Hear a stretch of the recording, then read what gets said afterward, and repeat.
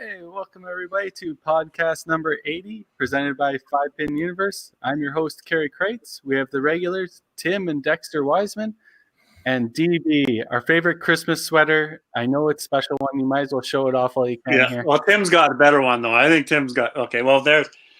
We'll go into Tim here first, then. You got my Rudolph. Yeah. Yeah. Are you working over Christmas? Yeah, on and off. That's a dad I'm Christmas wearing sweater. matching pajama bottoms too, fellas. So Nice.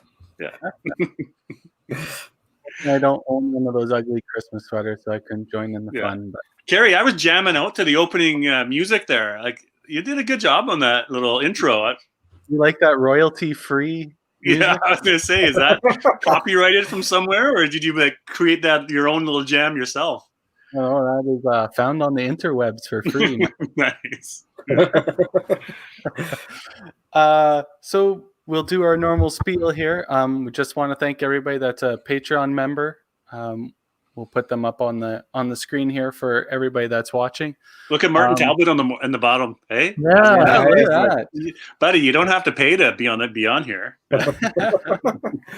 Our freshest Patreon member. So as little as $2 a month, or you can do it for 1 month and then cancel it. Whatever you want to do helps us run these podcasts and keep doing all these live productions and cool events like the 8 Gamer and hopefully the Team Pro League. So keep becoming patrons. And I think if you subscribe to the top tier, Brett Hendrickson, I forgot to send you your merch, but it's in the mail here. Maybe it'll be a Christmas present for you. But if you subscribe to the top tier, we send you a piece of merch, and we'll be updating the merch here in a short while too. So get some pretty cool stuff. And then we'll turn this over to All-Star Bowling. They help us out by advertising on our podcast and helping us cover costs as well. So we'll run the commercial and we'll bring in our special guest for podcast number 80. Wow.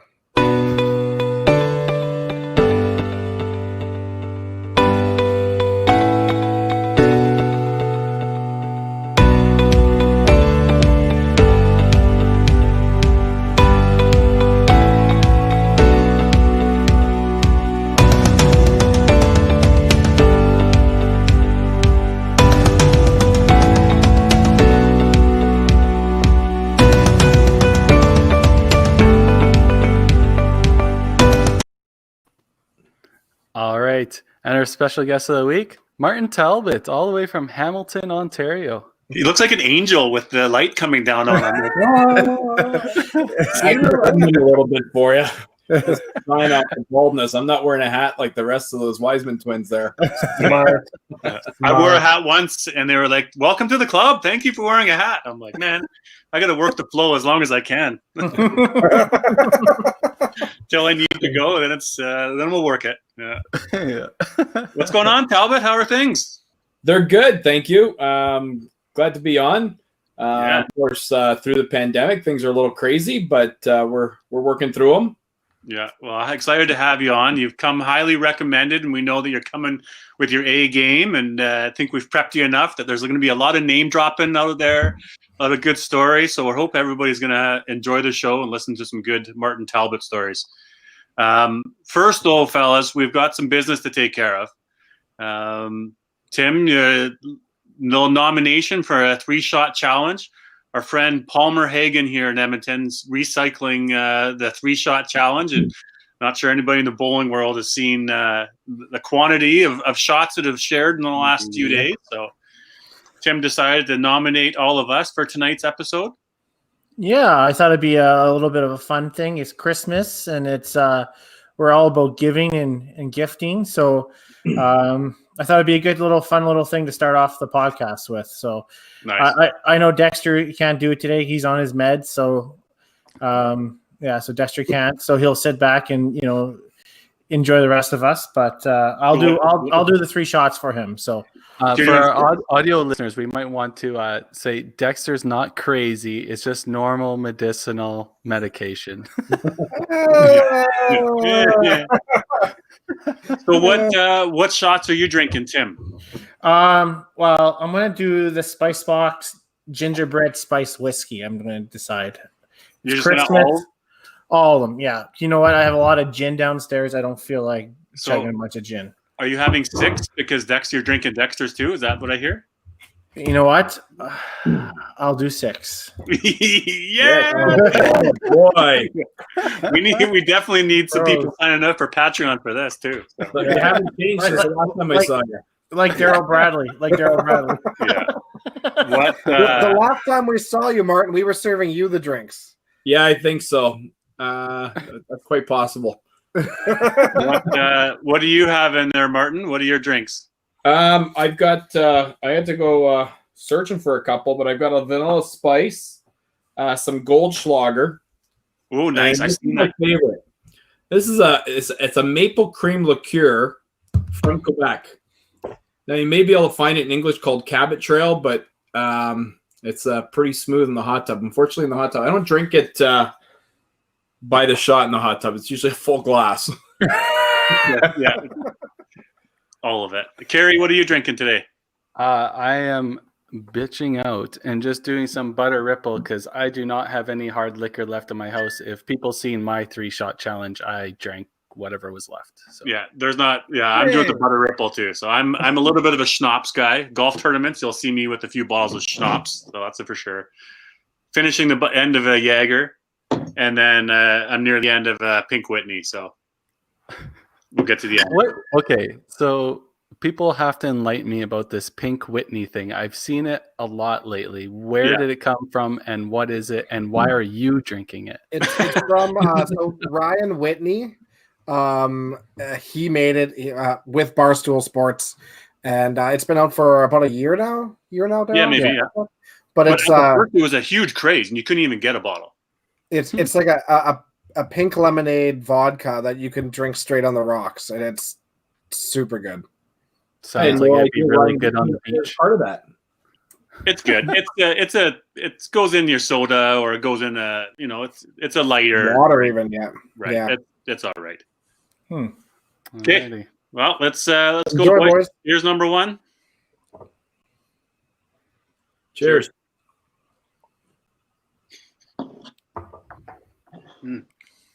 I got some good shot glasses today too. It looks like Tim is really looking forward to doing 6 of Here's these. my boot. Look at his Oh, face. let me do 2. Let me do 2 to your 1. So You might have to find another host. He might be passed out by 10 or 8 my goodness. anyway. Was I don't know when the Spice last Box time is I've good, done Paul? 3 shots. oh, we're still going. We're going in. Yeah, keep going. All right. Sorry, Cindy. Oh boy. Okay, well, I'm glad that's done. I'm not really going to nominate anybody though in this. So I think the game stops with me, party pooper. That's all right. You already owe me a bottle, so I'm good with I it. do owe you a bottle, and Matt Schultz apparently. So anyway. I was already nominated through the summer by Steve Cummings, so this is the second time I've had to do it. There you go. Oh, man. Yeah, that was good fun to get it going. Good last few days, seeing everybody still in the This is bowling world, terrible. to get some shots going. Palmer crushed it; he's a champ. Joey Wood crushed it. Right. Tim, you don't have to do 6. I'll do it for you, buddy. Yeah, he does. What number are you on right now? That's 5. 5. Spice Box was the wrong choice. Gino's calling me on a buffalo. This could be but I think I was using my left hand, but it's just because I'm using the camera. Raise your left I'm hand. using my right. Yeah, that's right. So that could be a false buffalo caller, Mr. He didn't, Super. he Just didn't saying. say Buffalo. He didn't say Buffalo. He didn't. You're just asking. He's just giving me the fatherly advice. Thanks, Yes, you know? yeah. He's- oh, Kathy. however, Kathy did just call you. Now, Martin, did I see that Kathy, is that your sister? But she said that's a good brother up there earlier, so I just Oh, want to no. clarify that. Oh, No, Tim. he was talking about Oh, Tim doing Tim, the extra Tim shot. and Yeah. gotcha. Okay. Fair enough. Yeah, no, I didn't see that. Let's throw it out there. I know Well, you Kathy's have a been sister, working a though, couple but- times on that. Maybe Kathy wants to join for the segment of What's My Score that we'll play at 8 o'clock. So, Kathy, give us a yay or nay if you want to play What's My Score. See if you can guess the score nice and quick. We'll send you a link and get in there. So that we'll still do that at 8 o'clock. Lots to get to, lots to cover here. Obviously, let's start quickly. We'll do a little bit on this on the 8 gamer because people are probably a little bit curious on where that's at right now. Yes, Kathy, you're in. Love to see that. So Carrie will send you a link and we'll get going at 8 o'clock. We might need one more player if anybody's listening right now that wants to play. I'm happy to add you into the mix too. So singles 8 gamer, Carrie, you want to tell us a little bit about the last few scores here, where we're at now? So might have some bad news for me and you. Yeah, it's not looking too good for us, but I'll pop it up on the screen here. So we had made a change to top 24, make the cut, right? Thinking that would be enough for Carrie and I to adjust the rules that we're going to get in. Maybe we'll expand it to 32 now. Yeah, right? No, just due to the numbers, we decided to expand to 24 cut. We seemed that would be more reasonable if we got to 150 entries. But we are at 198 registered entries now. So fantastic. Awesome. Sylvain was lucky enough to get his last shift in today before the Ottawa area shuts down for their 28-day lockdown. And he shot a 400 and a 23.95 to move up the second spot. Look at that 5-game block in there. Yeah. It's huge. 309, 311, 328, 335, 400. Oh, wow. That's now, crazy. Can you tell me something about Orleans Bowling Center? I don't know a lot about that. Apparently, it's good. Yeah. Martin, do you know much about Orleans, Martin? I don't. I think I bowled there maybe 20 years ago, but I don't know much about it. But I agree. It looks go there. I think that's what Doug McCaw shot his perfect game at C5 Nationals, I think, actually. Yeah. Anybody out there know if they're 17-inch base or 18-inch?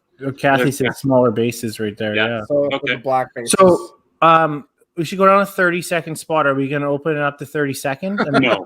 Go down a 30-second. I want to see what's on. Tim Tim Wiseman. We're talking about 30-second. I don't know. Just food for thought. I don't know. So sitting right now, actually, Daryl would be sitting 24th because Mitch is double entered in the top 24, so he can only acquire one spot. So that would be getting Daryl the 24th spot, but we know there's quite a few days left. Well, no, I think we need to shut it off, guys. Like we probably need to cut it. Like today is probably the time. By the time that this podcast is done, we need to close it off. I'm gonna go find some friends. We're gonna go play. Yeah. It's unreal. 109 or 198 paid registered players. It's awesome at this point in time. I love looking at that scoreboard. I love seeing Chantal Sear in that third spot. Yeah. She is such a gamer in these big events. She's at club tour all the time, and she's always up there. That's awesome. She bowled unreal. I'm guessing, like, I know they're all great players, but the top 3 spots are held by one center. It might have pretty good pinfall, is my guess. Yeah, exactly. You still have to shoot, though, right? Like, you're shooting average 300. I mean, you still got to throw a ball.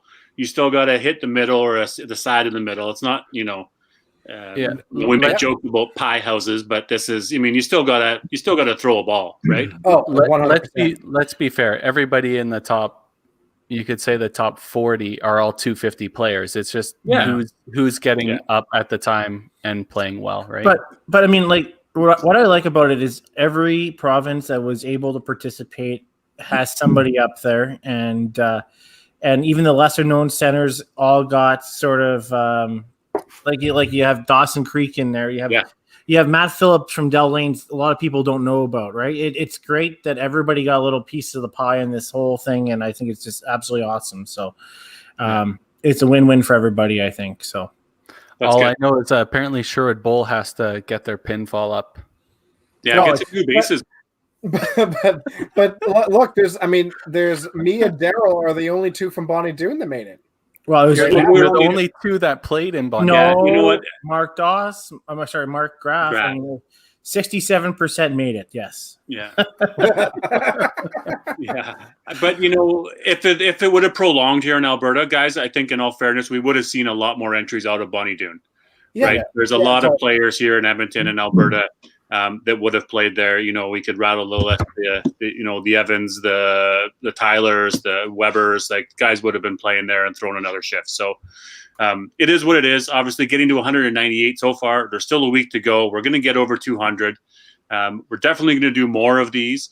Obviously, the challenge is going to be now is when we run the finals, respecting that every province is going into different lockdowns and different, rules. Ottawa, 28 days. We're not running the finals until everybody's back able to play.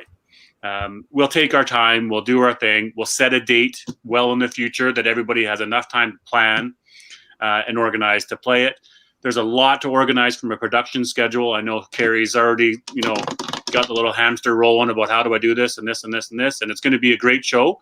We're really looking forward to putting it on that day, and we'll have some fun. So, yeah, we may even have to look at maybe running it over a couple weekends, maybe do some pre-recording and stuff like that. But whatever will work for the majority of the 24 players that make the cut is what we'll run with. If we can't get everybody, Daryl's been working on a pay structure situation that we can help cover those people's situation if they can't make the playoffs and stuff like that. But we are definitely going to try and get all 24 or as close to as we can. Yeah.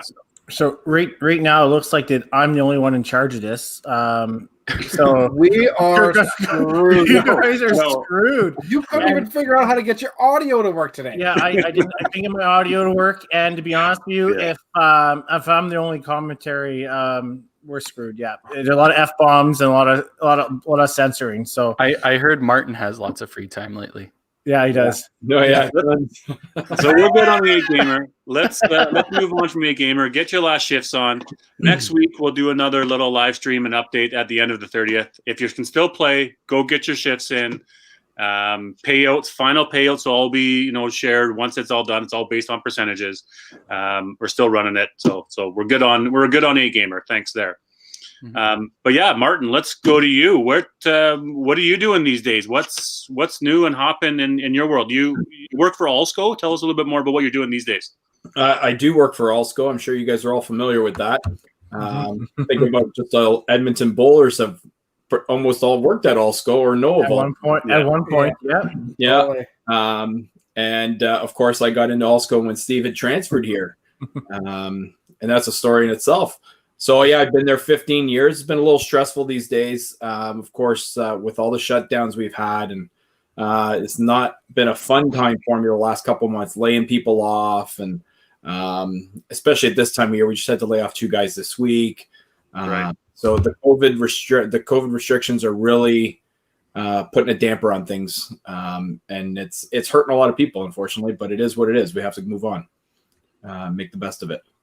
Right. So you're in Hamilton area, right? There's Steve chirping. That's a terrible hire, but he's been there for 15 years. Yeah, there's something wrong. Yeah. He couldn't fire me, so he moved back to Edmonton. Yeah. And quit. So what are COVID restrictions right now in your Hamilton area? So in Hamilton, we went to lockdown on Monday. And then the rest of Ontario that isn't in lockdown. So Toronto, the Brampton area, and I'll say the York area, which is Richmond Hill, if that's familiar with everybody, is in lockdown. The rest of the Ontario province will go into lockdown starting Boxing Day morning. Okay. Except for Northern Ontario. Now, I'm not sure where that border starts. I'm thinking anything north of Barrie will not quite be. We'll be in a lockdown, but only 14 days as opposed to 28 for everybody else. I think I need to look at a map of Ontario again. Yeah, well, it's pretty clustered, right? There's a lot of stuff going on. Schools, they'll be out for. So my kids won't go back to school the very first week. They don't. Okay. High schools will be out till the end of January.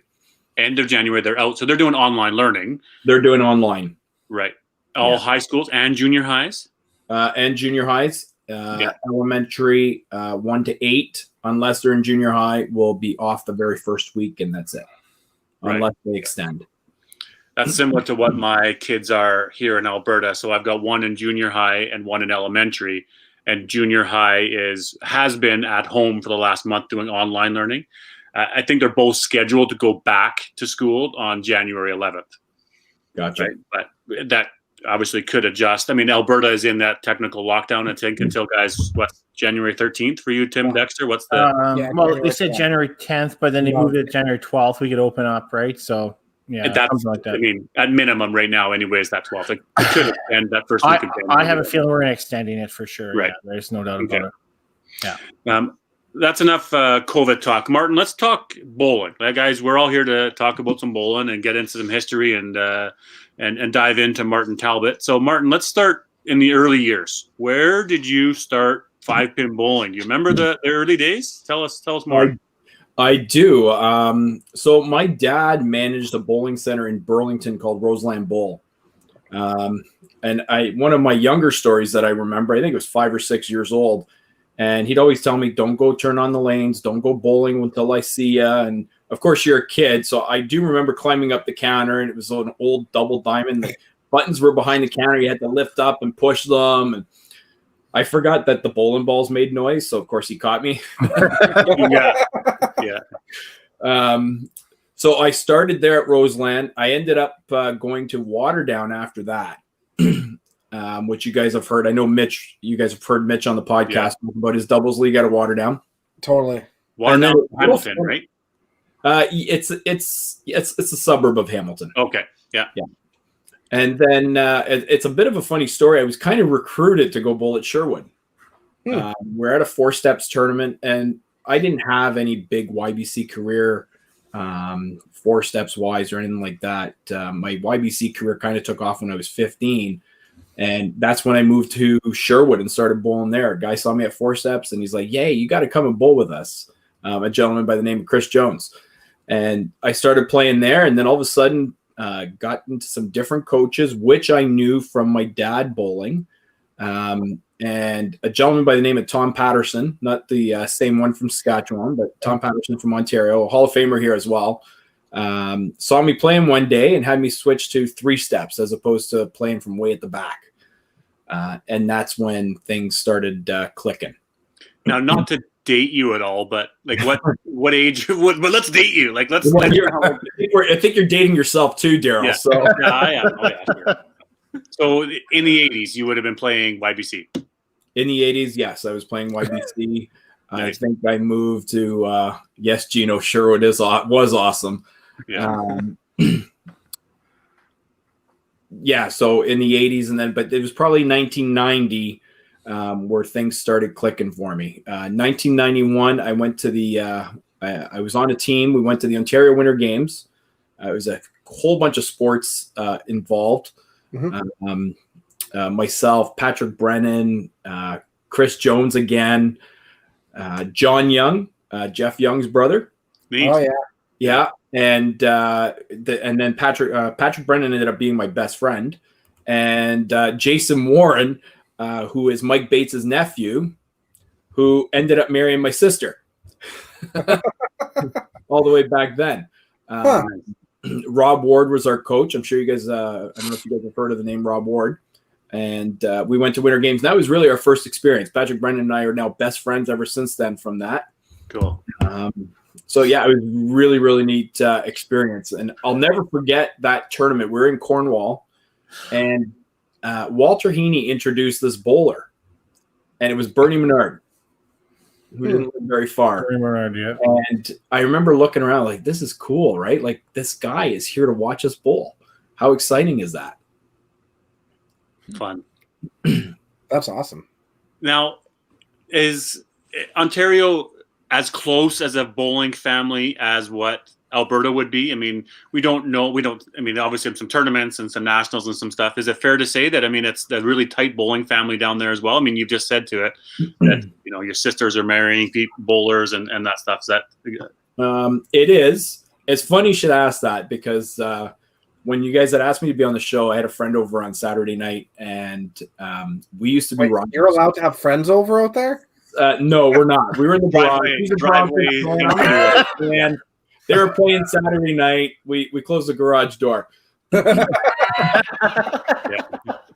So, and I was talking to him, and so they bowled at Bolorama Stony Creek, which used to be Lucky Strike. It was a Jack Fine bowling center.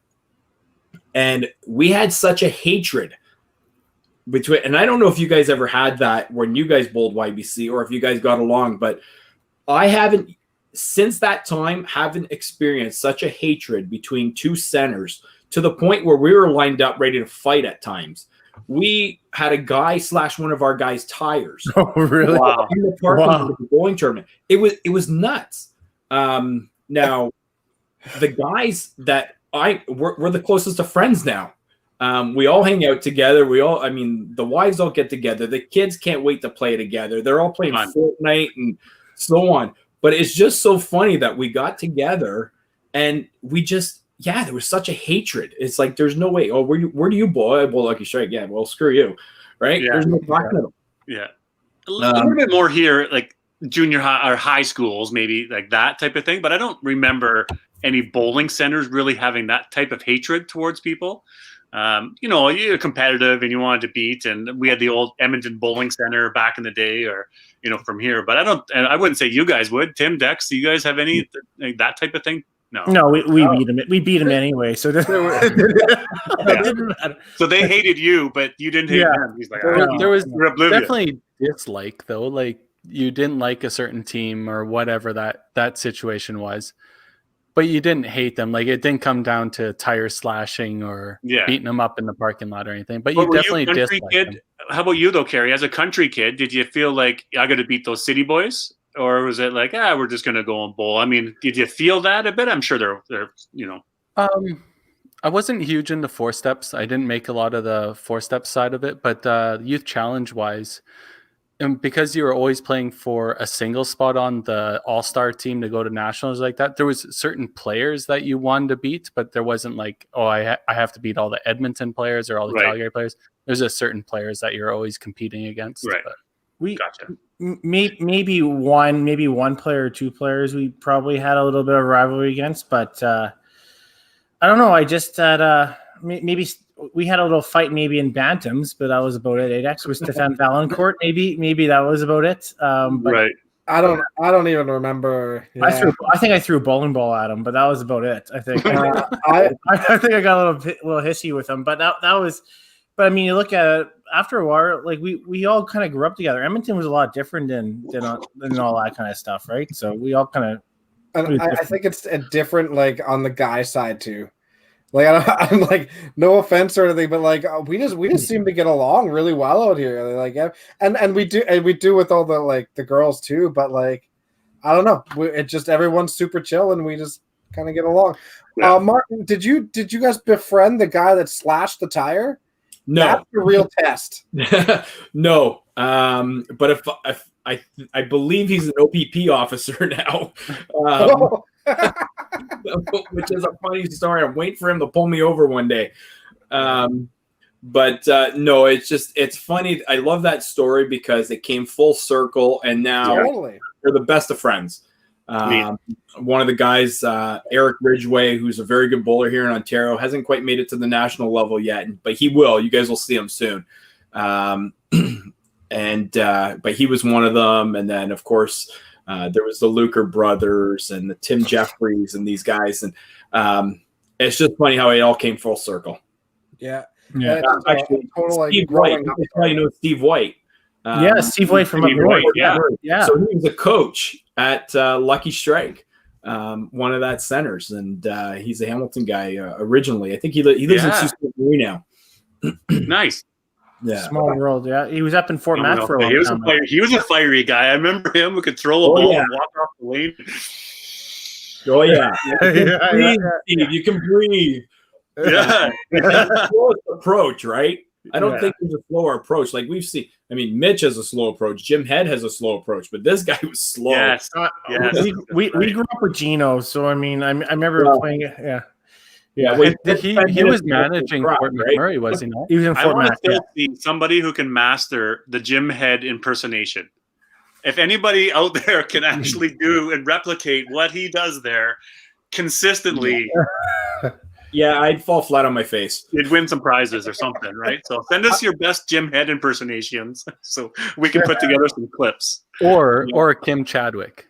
If you can do either of their Oh, those were huge. yeah. There you go. It's like America's Funniest Home Videos, where we're looking for clips to be sent in.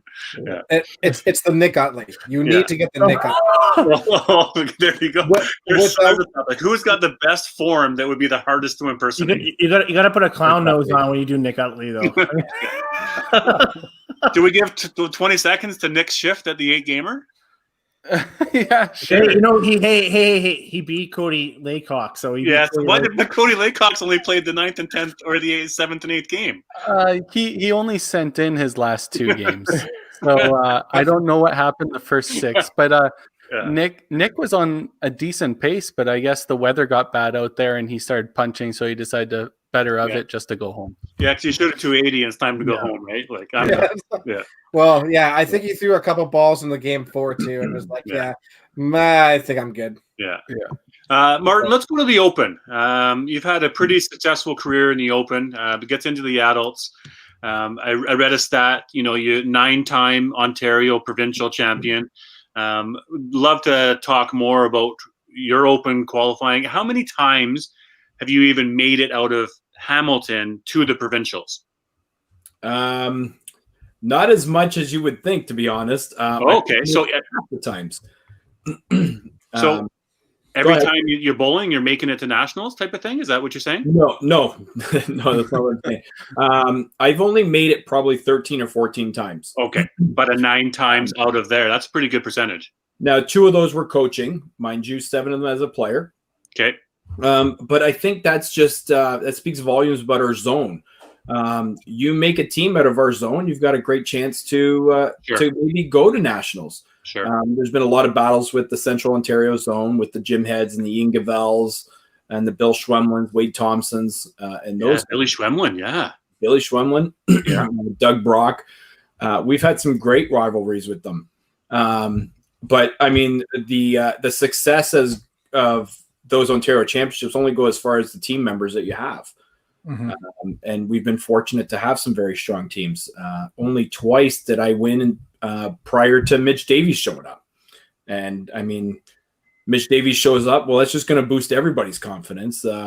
Even as a 19-year-old. I mean, Mitch Davies, I'll be honest, he's probably one of the hardest players I've ever had to play with, because you expect so much from the guy. He misses and it's like, well, you don't expect that from him. Right. Yeah, you do in certain situations. Yeah, three pins. What did he just strike to win?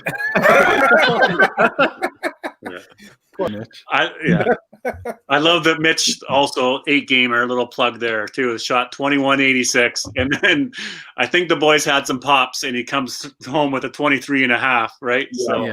And Dexter throws a text around to our group text like, well, Mitch just needs to have a drink in his hand. So but he makes no bones about that either. Nah. He settles you guys down. So every cash tournament you see him wandering around like Julian with a drink in his hand. Yeah. But Martin, were you out of those Open teams, mostly men's teams, mostly mixed teams? What were you playing? Mostly men's. I played on some mixed. Our first team that won it, the first team I was a part of that was a mixed team. Back in '97, we were in Calgary at the Chinook, which I believe that's where you guys used to hold the Autumn Open. Mm-hmm. Yeah, back in the day. Yep.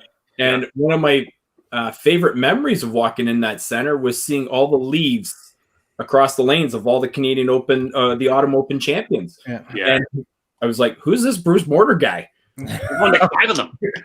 Right? Like, I had no idea who he was. And which I was pretty fascinated with, because all you saw was his name across. And that year we ended up finishing second as a team. Some of the members, Stan Dotsey, Mark Glover, Ian Wilson was our coach. Steve White was our scorekeeper, and we had paid for him to come out. Nice. And Andrea Strawn, Darlene Wolf. It was a lot of fun. It was my first experience. The one thing I do remember about that team was during qualifying, my dad missed by 3 pins. Wow. From making that mixed team. Oh, and that would have been quite the story to say that. I mean, not saying we would have won, but the caliber of bowling between the 2 players that he would have beat out, or the player he would have beat out, wasn't much different. So that would have been a neat experience. We walked away with a silver medal that year. We lost to the Quebec team that had players like Alain Godmer, Marc Medor, Maurice Chouinard, or Gerard. Yeah, so it was pretty. It was a good experience for sure. And it's interesting. You're probably bummed about it now that or bummed about it then you didn't make it to win the gold, but now the silver medal in nationals is pretty good to hang on, right? I sort of felt the same way. Right? Silver sucks. Sorry, I don't blame him. I don't blame him. I'll tell you why. I've been a player, so I've had so many opportunities with so many great teams to go to nationals, and I've never won a gold medal. And a funny 2015, we were in Oshawa at Nebs, and I can't remember. I think BC won. BC won that year with I think Jordan Schuss was on that team, and I know I'm gonna screw up their names. The Kasiak brothers, Koscheck's, they won that year. The last day we were in first place going, and we only had 4 games. The last 4 games we got 5 points. 4 games. The scoring was really tough that year, and the center finally caught up to us. Everybody was having their struggles at a certain point, and of course ours came in the last 4 games, and I mean you just couldn't do anything right, unfortunately. And we dropped down from first to third and lost our first game. Another story, 2009, we had a great, that was one of my favorite teams. Mitch Davies, Jeff Young, Dave Burkby, Eric Milne, / the Iceman, Jeff Forrester, Kelly Martin was our coach, had a great tournament. We played so well together. We got a great along as a team.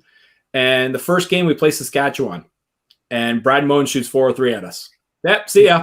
That was in Saskatoon, wasn't it? It was in Saskatoon. It was. That was the same year you saved Mitch Davies from Scott Barber, wasn't it? Yes, it was. yeah, I remember that. Yeah, I heard all about that. Yeah. It sounds like there's a good story there. Yeah. Yeah, I know. Mitch being the fiery competitor he is. Yeah. And he was Scott, right? Being the fiery competitor that Scott is. That's true. Right. But yeah. Anyways, I love Mitch, guys. Yeah. I'm gonna give you a funny Mitch story. I thought about this before I was gonna talk to you guys. It was, and with my boy Bull in YBC now. One of our highlights is Bull in the Family Twosome, and I don't know if you guys have that out. Yeah. Good. So driving home with my son one day, and I'm explaining. I said, "You know what? You don't have to bowl with Daddy. You can bowl with anybody you want." And he says, "Oh, okay." I said, "Yeah, you can bowl with me. You can bowl with your uncle. You can bowl with your dad, your aunt." He's like, "Oh, okay." And then he pauses and he looks at me. He's like, "Dad, is Mitch family?" And I'm like, "No, he's not." Yeah. Yeah. So my kids look up at Mitch. My son looks up. Actually, he looks down at him now. He's 11. I think he's past him. Well done. Yeah. My son always asks. I mean, I watch him bowl now on Wii, and he's like, "Let's go." Let's just see. Is Mitch watching tonight? If he is watching, Mitch. He actually texted us a story he wants me to ask Martin later. Well, how about this? Mitch, here's your invite to come on to play What's My Score? 15, 20 minutes. We're sending you the link. Get your shit together. You're coming on to play What's My Score? Because apparently this podcast is actually about Mitch Davies and not about Talbot. Well, it's always about Mitch, right? And apparently something happened in 2009. Is that what you were talking about, Martin? Or is that a different story about Mitch Davies that we had to be saved again? No, well, same one. There's another funny story about 2009, which actually goes back to, okay, you guys saw Lamar Jackson on the weekend. I don't know if you guys are big football fans, but he had to run off the field, and then McSorley got hurt, and everybody's wondering what happened to Lamar Jackson.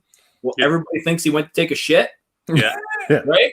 Yeah. That happened to us in 2009. The Iceman, we're playing Northwest Territories. Bulls the second frame, runs off the lane. I had just sat down and said I needed a break, and he's like, "Martin, you're in." And he took off so fast to the bathroom. It's like, where the hell did he go? So yeah, he pulled the Lamar that year. My goodness. Update from Mitch. Mitch is working today, so he's not in. No, he's not. Unfortunately, He's not he's watching, but he shouldn't be watching because he's it's driving in a 9:45. truck. What is he doing? He works. He works for the railway, man. Yeah. Oh, okay. Fair enough. Martin, I do want to expand a little bit. You're talking about the autumn open and the leaves on the ceiling or whatever like that. So that tradition has actually continued on. So after Chinook, it went to Toppler Bowl. They did the same thing. And now it's currently at Paradise Lanes, and they still have all the leaves all the way back from 1974, I think it is, to present. It just takes them a lot longer to put them up now. Well, especially when a Wiseman wins it. Yeah, season later. Okay. Mine was pretty fast. cool. Yeah. Pretty cool tradition.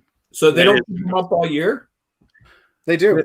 Yeah. Oh, they do? All Okay. year long. Yeah. Yeah. They And just the don't Rose put up Bowl, the like, next what do you winner do? till the Kept next. theirs up too. Rose Bowl and the green and gold, and even you guys at TPC at Sherwood Park, you've got them up, right? Yeah, we waited until Weber was up for like a whole year, but then Lonnie was next week, right? So we like Lonnie, we don't like Weber. So Martin, I guess, how has the Ontario Open, I still want to talk open about how has it changed over the years? Number of zones, format, 1 day, 3 day. Are we in the right place for the Open for Ontario zones, given obviously we'd be allowed to, or where are we at with the Open? Well, to me, no, we're not in the right spot. When I first started the Open, there was 24 zones. You're in 4 pods of 6. And you played each team, I think, twice in your pod. If you won your pod, then you moved on. There was a couple wild cards, and then you played another 9 games, I believe it was, where you play everybody 3 times in a triple round robin. Now it's you play everybody once, a single round robin, which I don't mind because you get to see everybody at least one time. Mm-hmm. And the reason I say that is before the Open, back in the early 2000s, late 90s, it was an event. Wednesday night we had a function. Thursday night we had a beer night. Friday night we had hospitality rooms, and now it's just bowling. Right. You guys know me. I as much enjoy having fun than I am being at the lanes. That's what it is for me. I love playing on a team, but one of my highlights is if we win, I'm going to get to see a whole bunch of people that I haven't seen in a while. I'm going to have a drink with them. Yeah, there's some bowling involved, and maybe that's why I have too much. Maybe I have too much fun, and maybe that's why that gold medal has not been there for us. But to me now, right now, the Open is just a bowling tournament, and to me that has to change. I need to, for me personally, I like the social aspect of things. Right. I want to see people. I want to chat with people. I want to get to know people.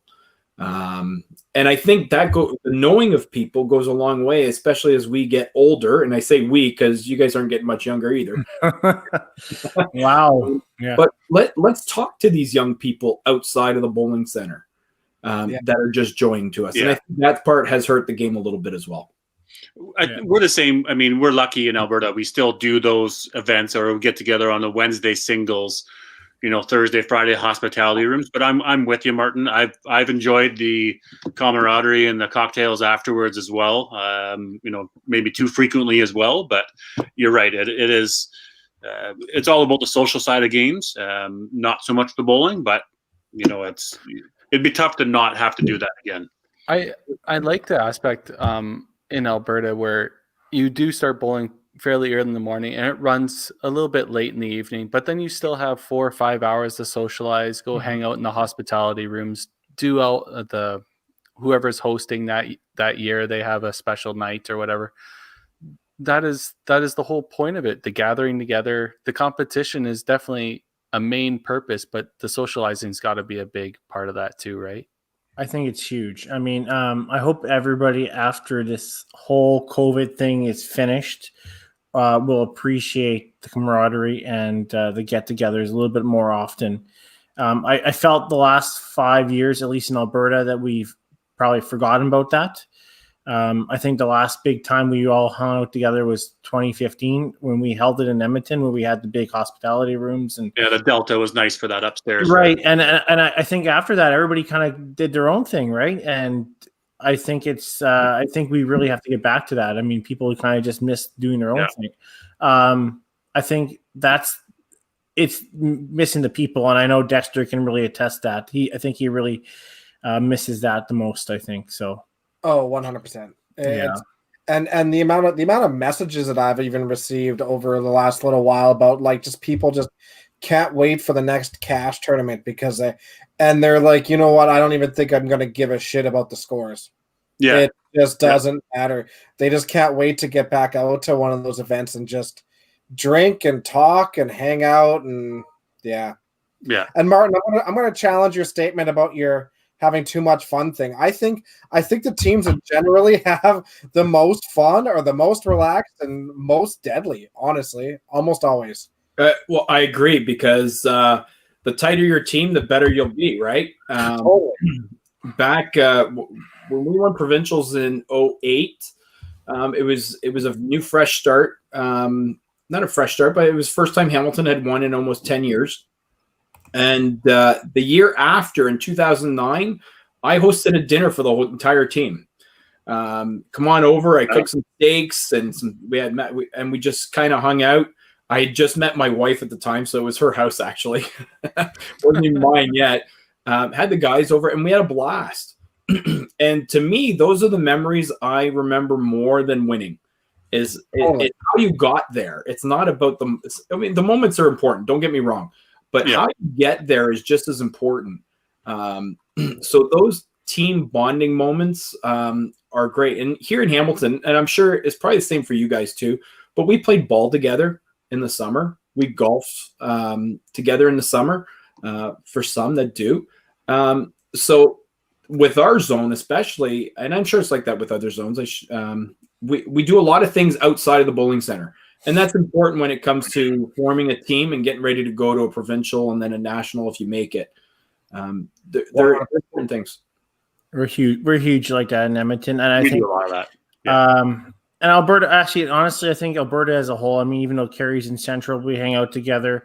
Even in Calgary, we're close to Mark Miller's, we're close to the Derek Holmes and stuff like that, and we're really close like that. So I mean, in general, it's a huge thing for us. Yeah. Mm-hmm. Well, I just about 3 weeks ago, Jim Thorpe stopped by my house. He lives an hour and a half away. Nice. Yeah. 3-time Ontario Open champion. And he just called us up, and him and his wife were in the area. And he says, "We're coming by for a drink." I mean, it didn't end up being one drink; ended up being more, of course. But just came by for one. Bullshit. Well, who comes for one, right? Yeah. But no, it's great to get those phone calls or those texts to say, "Hey, I'm in the area. I'd love to stop by." I know you guys had Sean Eby on recently. Yeah. And his daughter, I believe it was Michaela, was bowling nationals, and I knew he was here. And I said, "Hey, what are you guys up to this week? How is it things going?" And he says, "Well, I thought I would see you at the center." I said, "Well, you're actually an hour and a half away. It's kind of far." But they ended up going to Niagara Falls, and they're driving right by our house. I said, "Come on by, and we'll have a couple drinks." And him and Ben came by with the girls, and they met my kids. They were playing in the backyard. It was a hoot. That's awesome. That's good to hear. A cross-country connection, right? Mm-hmm. Absolutely. Let's chat about in 2009. You played as a singles at the Nationals. How was that experience for you? And tell us a bit more about who you played there and how that went. It was an amazing experience. It was obviously my first time. Well, no, sorry, it was my second time playing singles. First time in the Open, but I played earlier in Masters. But the experience was great. I wish I wasn't playing both. I'll be honest. It was a lot of bowling.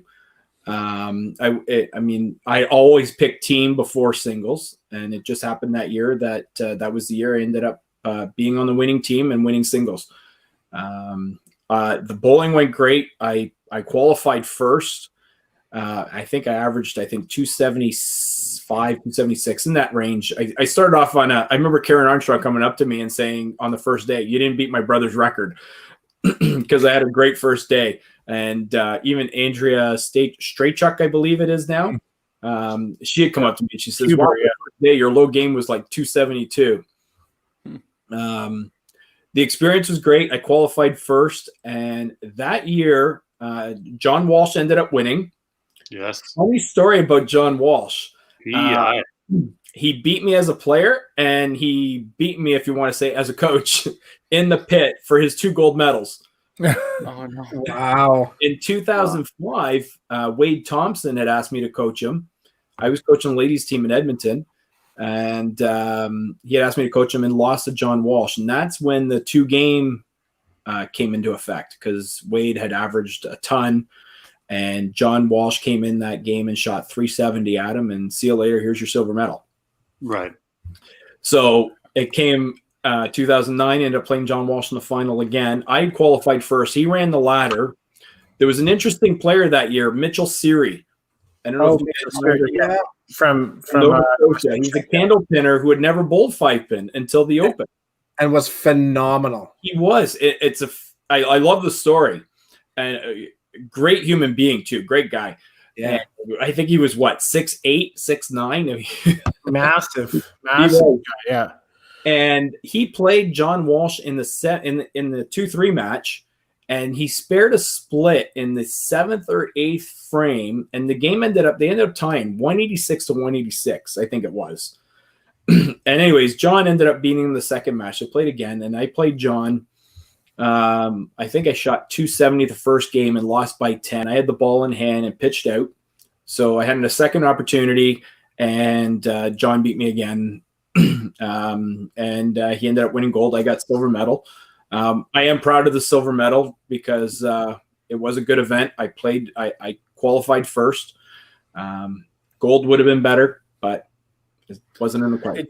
See, Tim, silver's all right. You know what, Martin? I have 2 silvers in Masters. It doesn't feel any better, does it? No, it doesn't.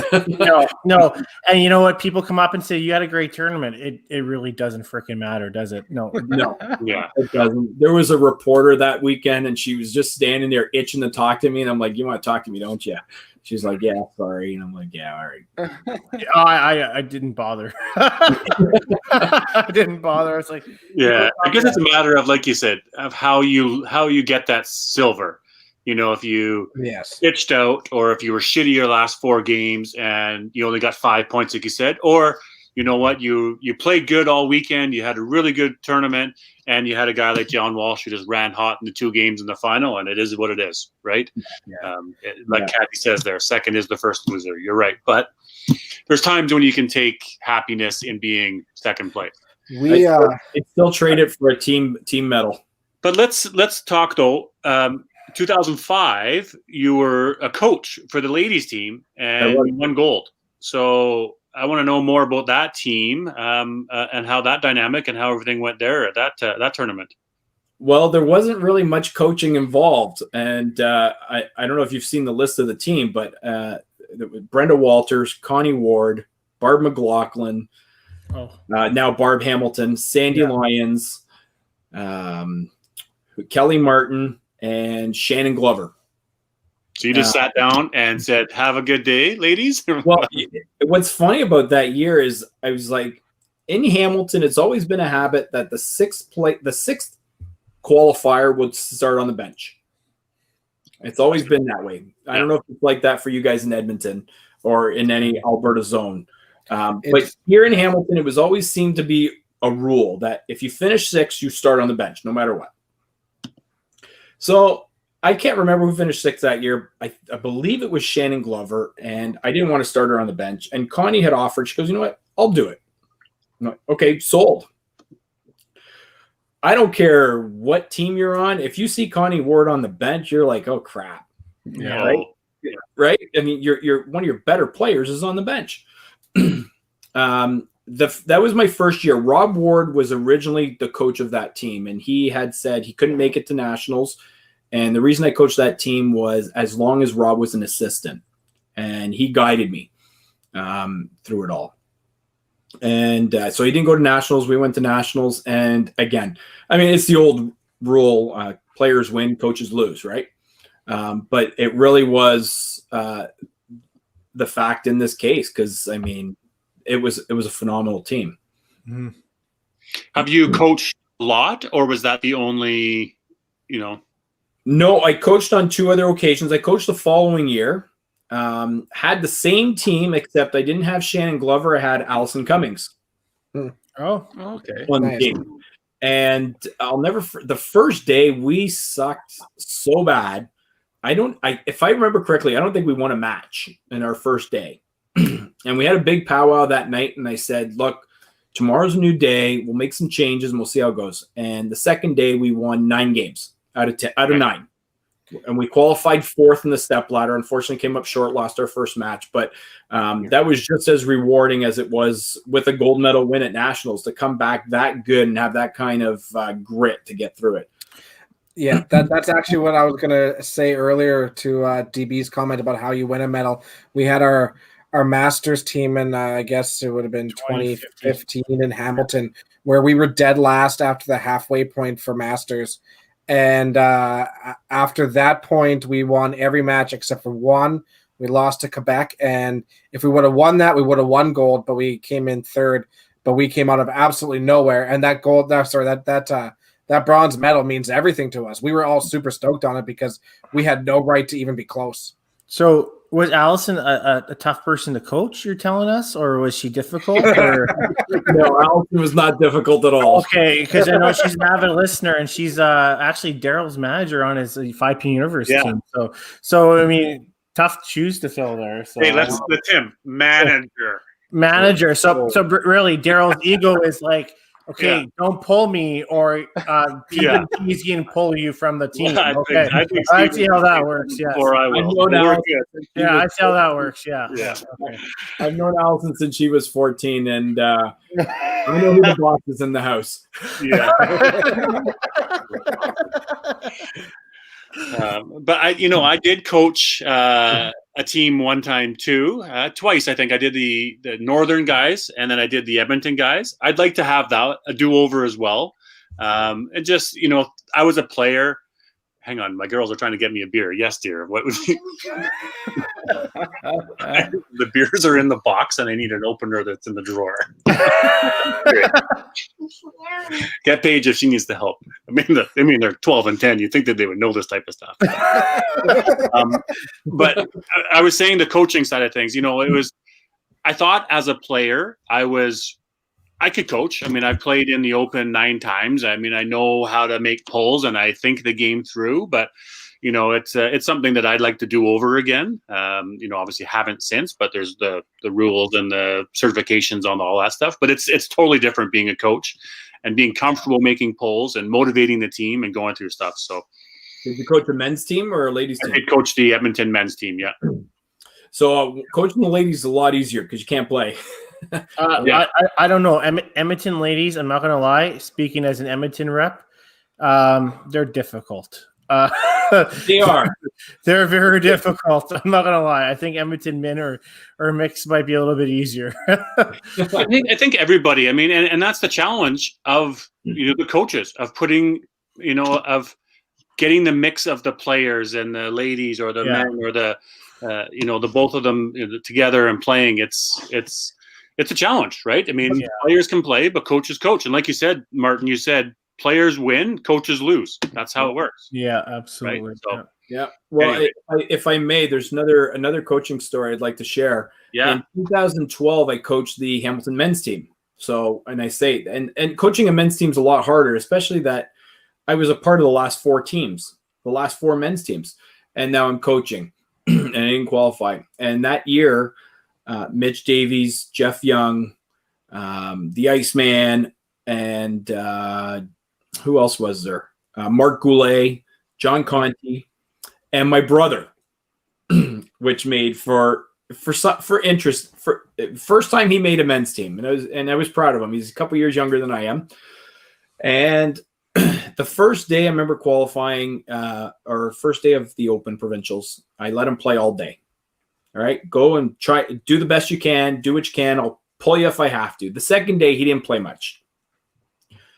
We're in the round robin. We qualified first. We didn't lose a game. Not one. We went 14-0, I believe it was.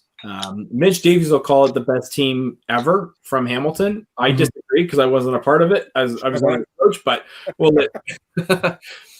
but we're in the finals and my brother's on the bench and Mark Goulet's struggling up top. And I remember he picked 6, and he picked again in 7. And I looked at Jeff Young and I said, he's not coming out. The next ball he throws through the hole.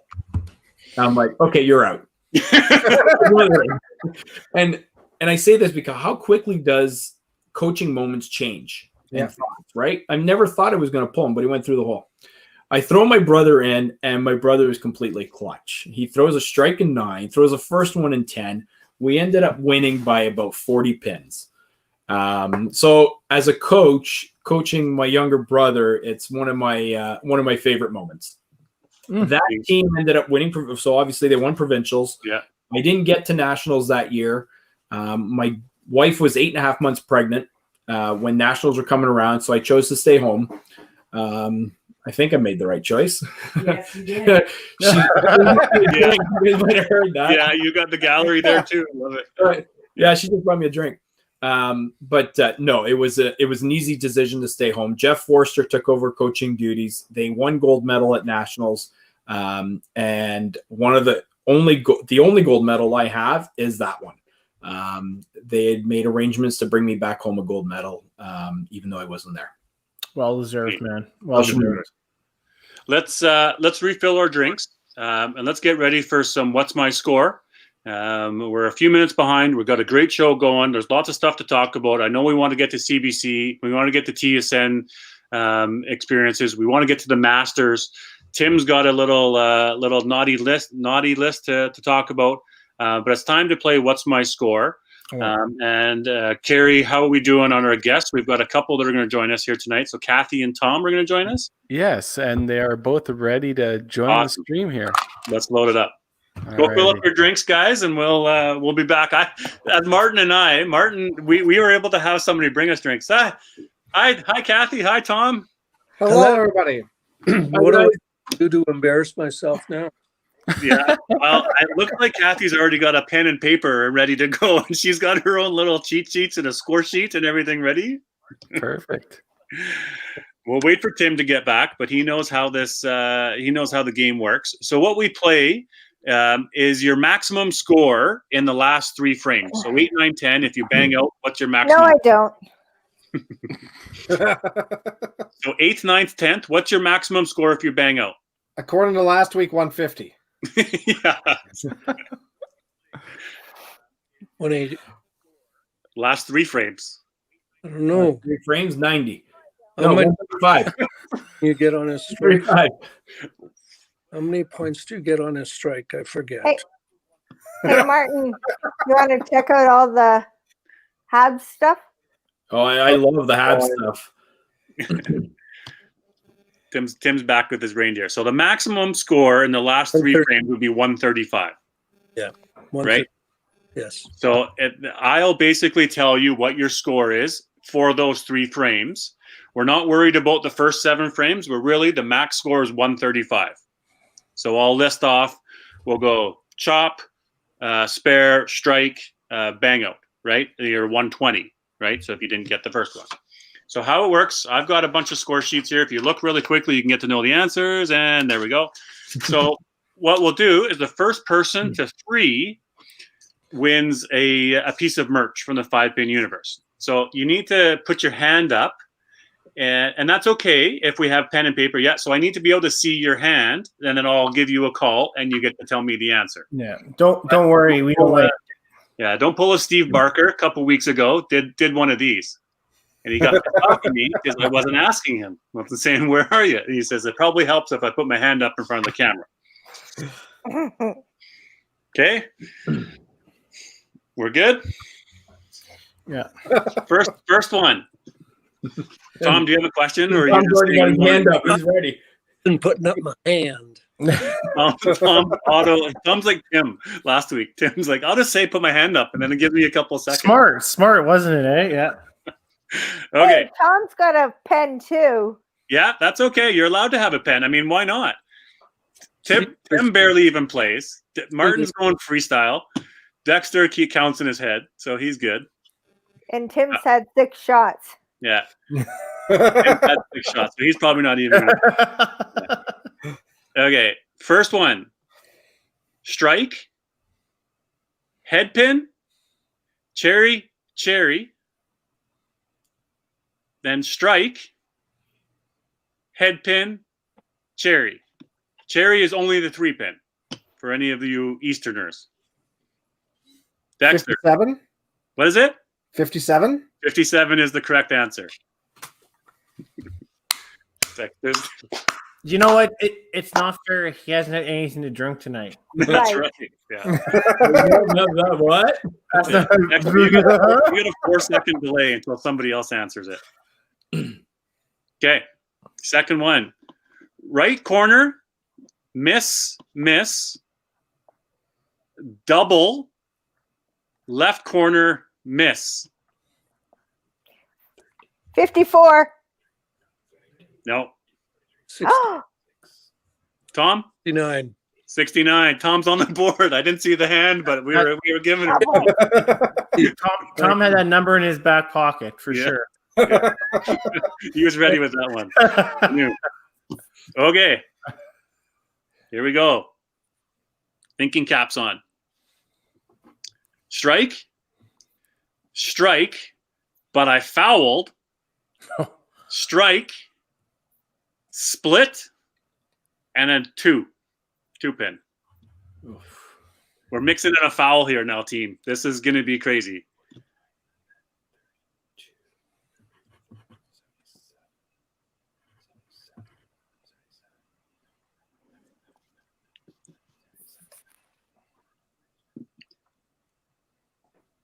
Who's name? Sorry. Martin's had his hand up for a while. Yeah, Martin.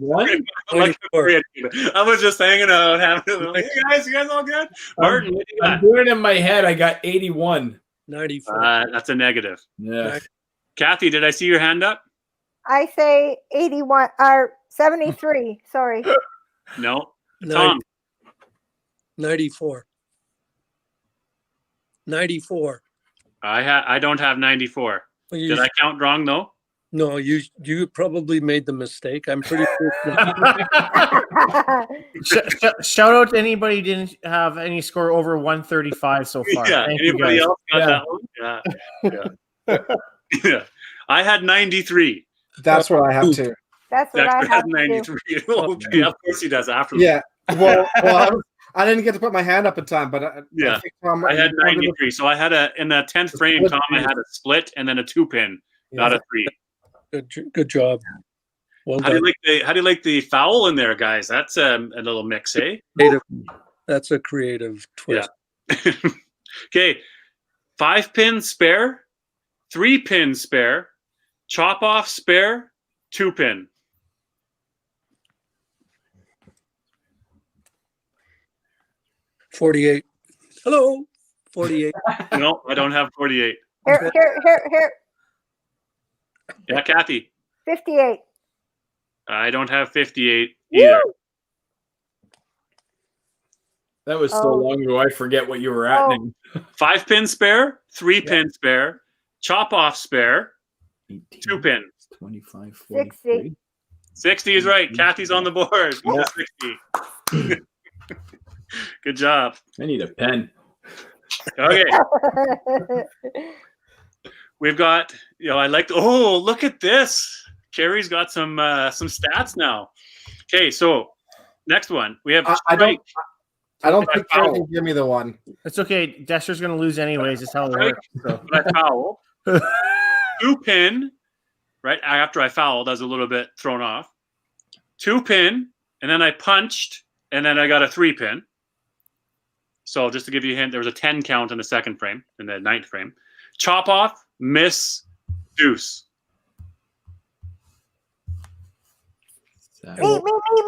Kathy. 29. No, I don't have 29. What did you? Double Oh, check maybe I that, do. Carol? Maybe I I do think have it's 29. 29. You do have 29 is 29. right. Kathy's right with a 29. Kathy's got 2. Yeah. Totally. Yeah. I'm Yeah, just and it's okay to have pen and paper, Cal. It's okay. Yeah. I have a pencil actually, so I can Okay. erase my mistakes.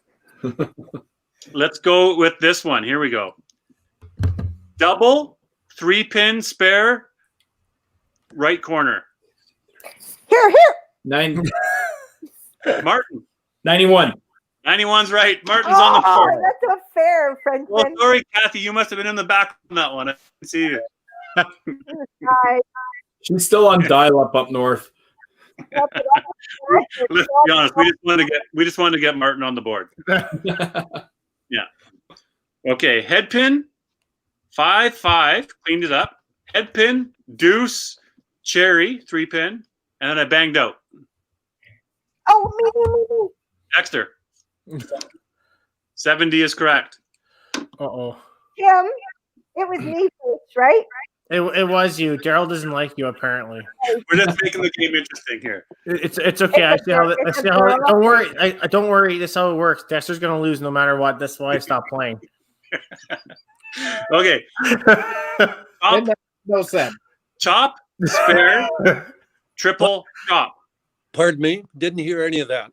Chop, spare, triple, chop. Chop, spare, triple.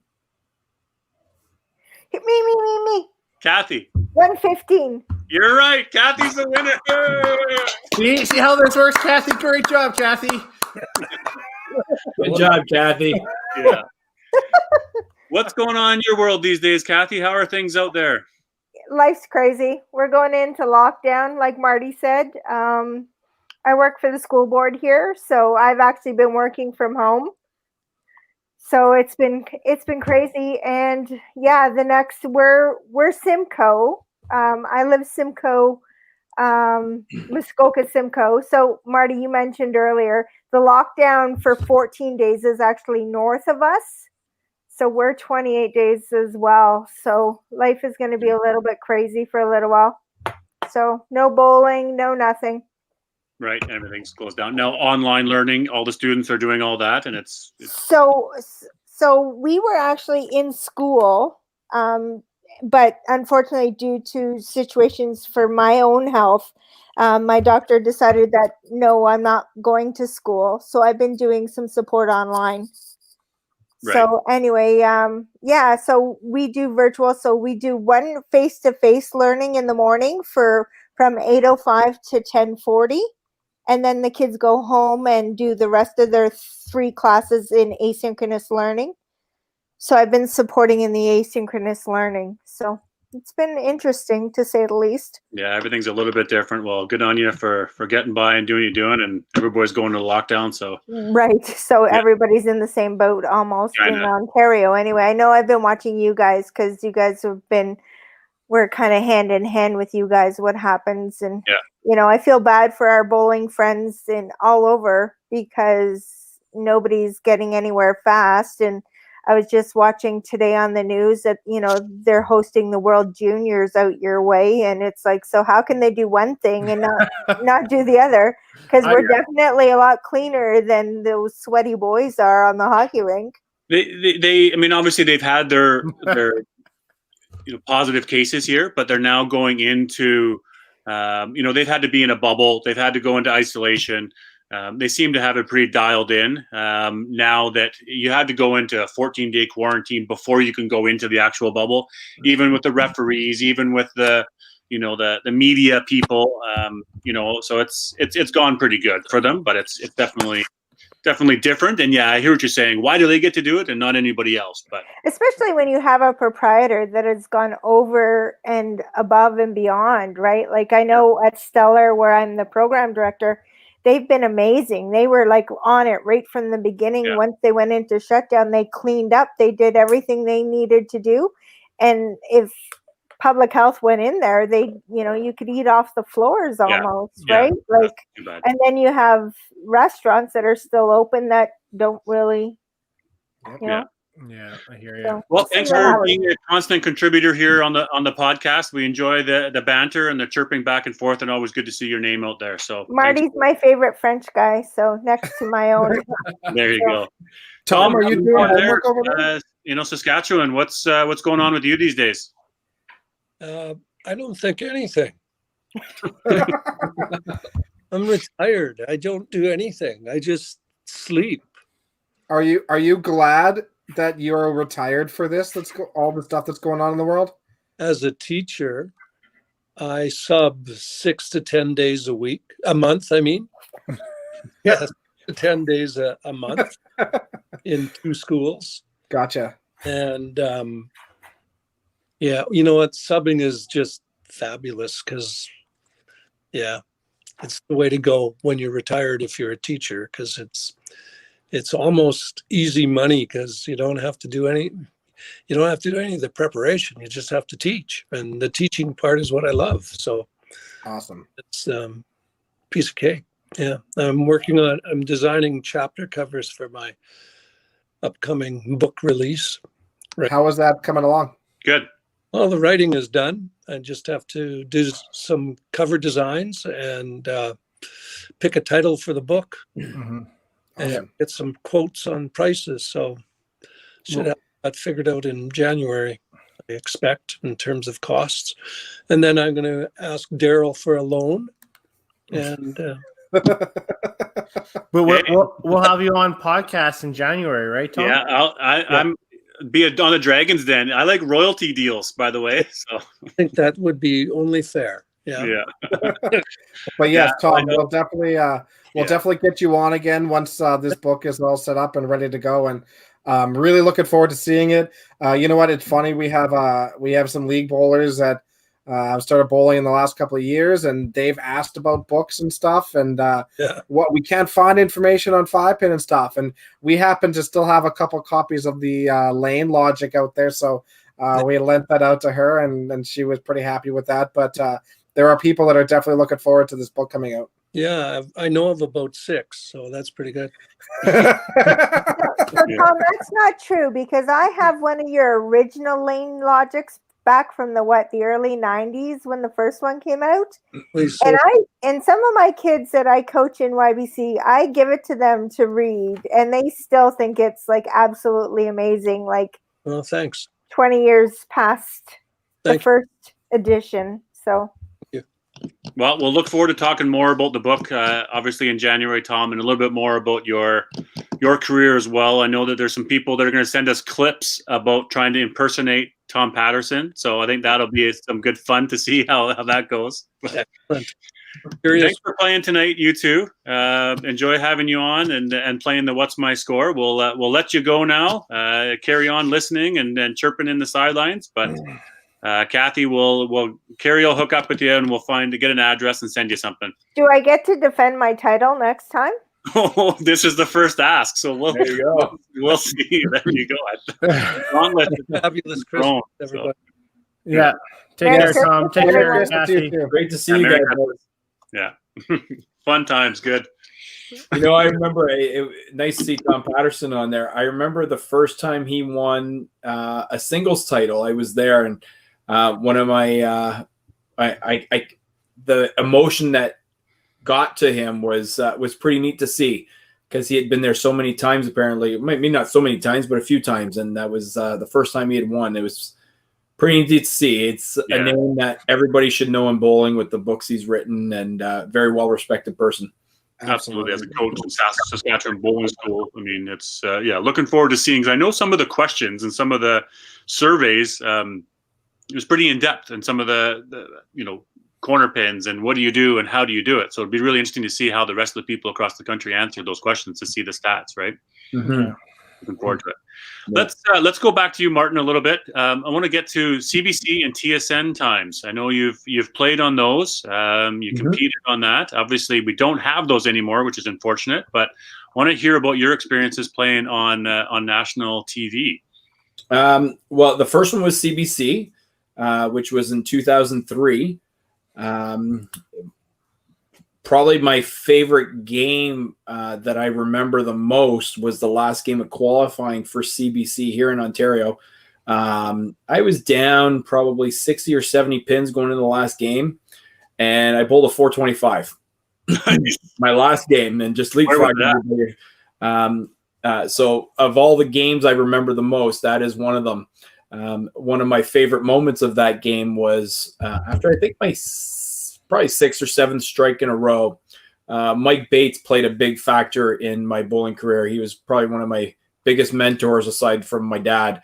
And I remember looking over and Mike Bates just kind of gives me a wink and a thumbs up and like just kind of keep it going. Yeah. And to see that from somebody that I've looked up to for such a long time was pretty neat. Got to CBC and before I even went, I told myself I was winning this thing. And I'll tell you why. It was on September 28th, my birthday in Barrie, and it was my 28th birthday. I was turning 28 that day on the 28th. That's crazy. You knew it. Yeah. Didn't happen, obviously.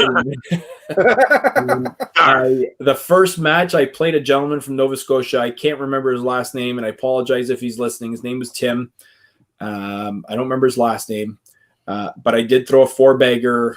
I threw 7, 8, 9, the first one in 10 to beat him. And then the second match, I played Dale Jensen. Yes. And he had won, I think, 2 already at that point. And the name got to me. I bowled a $190 and just sucked. But the experience of the lights and everything else was quite fascinating. I remember walking into the center. Mark Jackson was from Alberta there. Phil Foley was there. And, of course, he's related to Kevin O'Leary, and he was there. And, I mean, those guys are great human beings. And those are just a few of the names that were there. And being a younger person the first time there, it was quite intimidating to walk in and seeing these established players. Now, Jeff Canham's been asking to tell the TSN bowling shirt. So, Jeff, here we go. What's the story here, Martin? You know what? I'm trying. I can't recall the TSN bowling shirt. I'm trying to think of it. I think if I remember correctly, the shirt he got was too small. Jeff, correct me if I'm wrong. I'm not quite sure. But a funny story about the TSN that year, Jeff and I back in the 2000s were very close, and this was 2004. So I had won. I was out. We had two different Ontario champions. I was out on the west side, and he won the east side.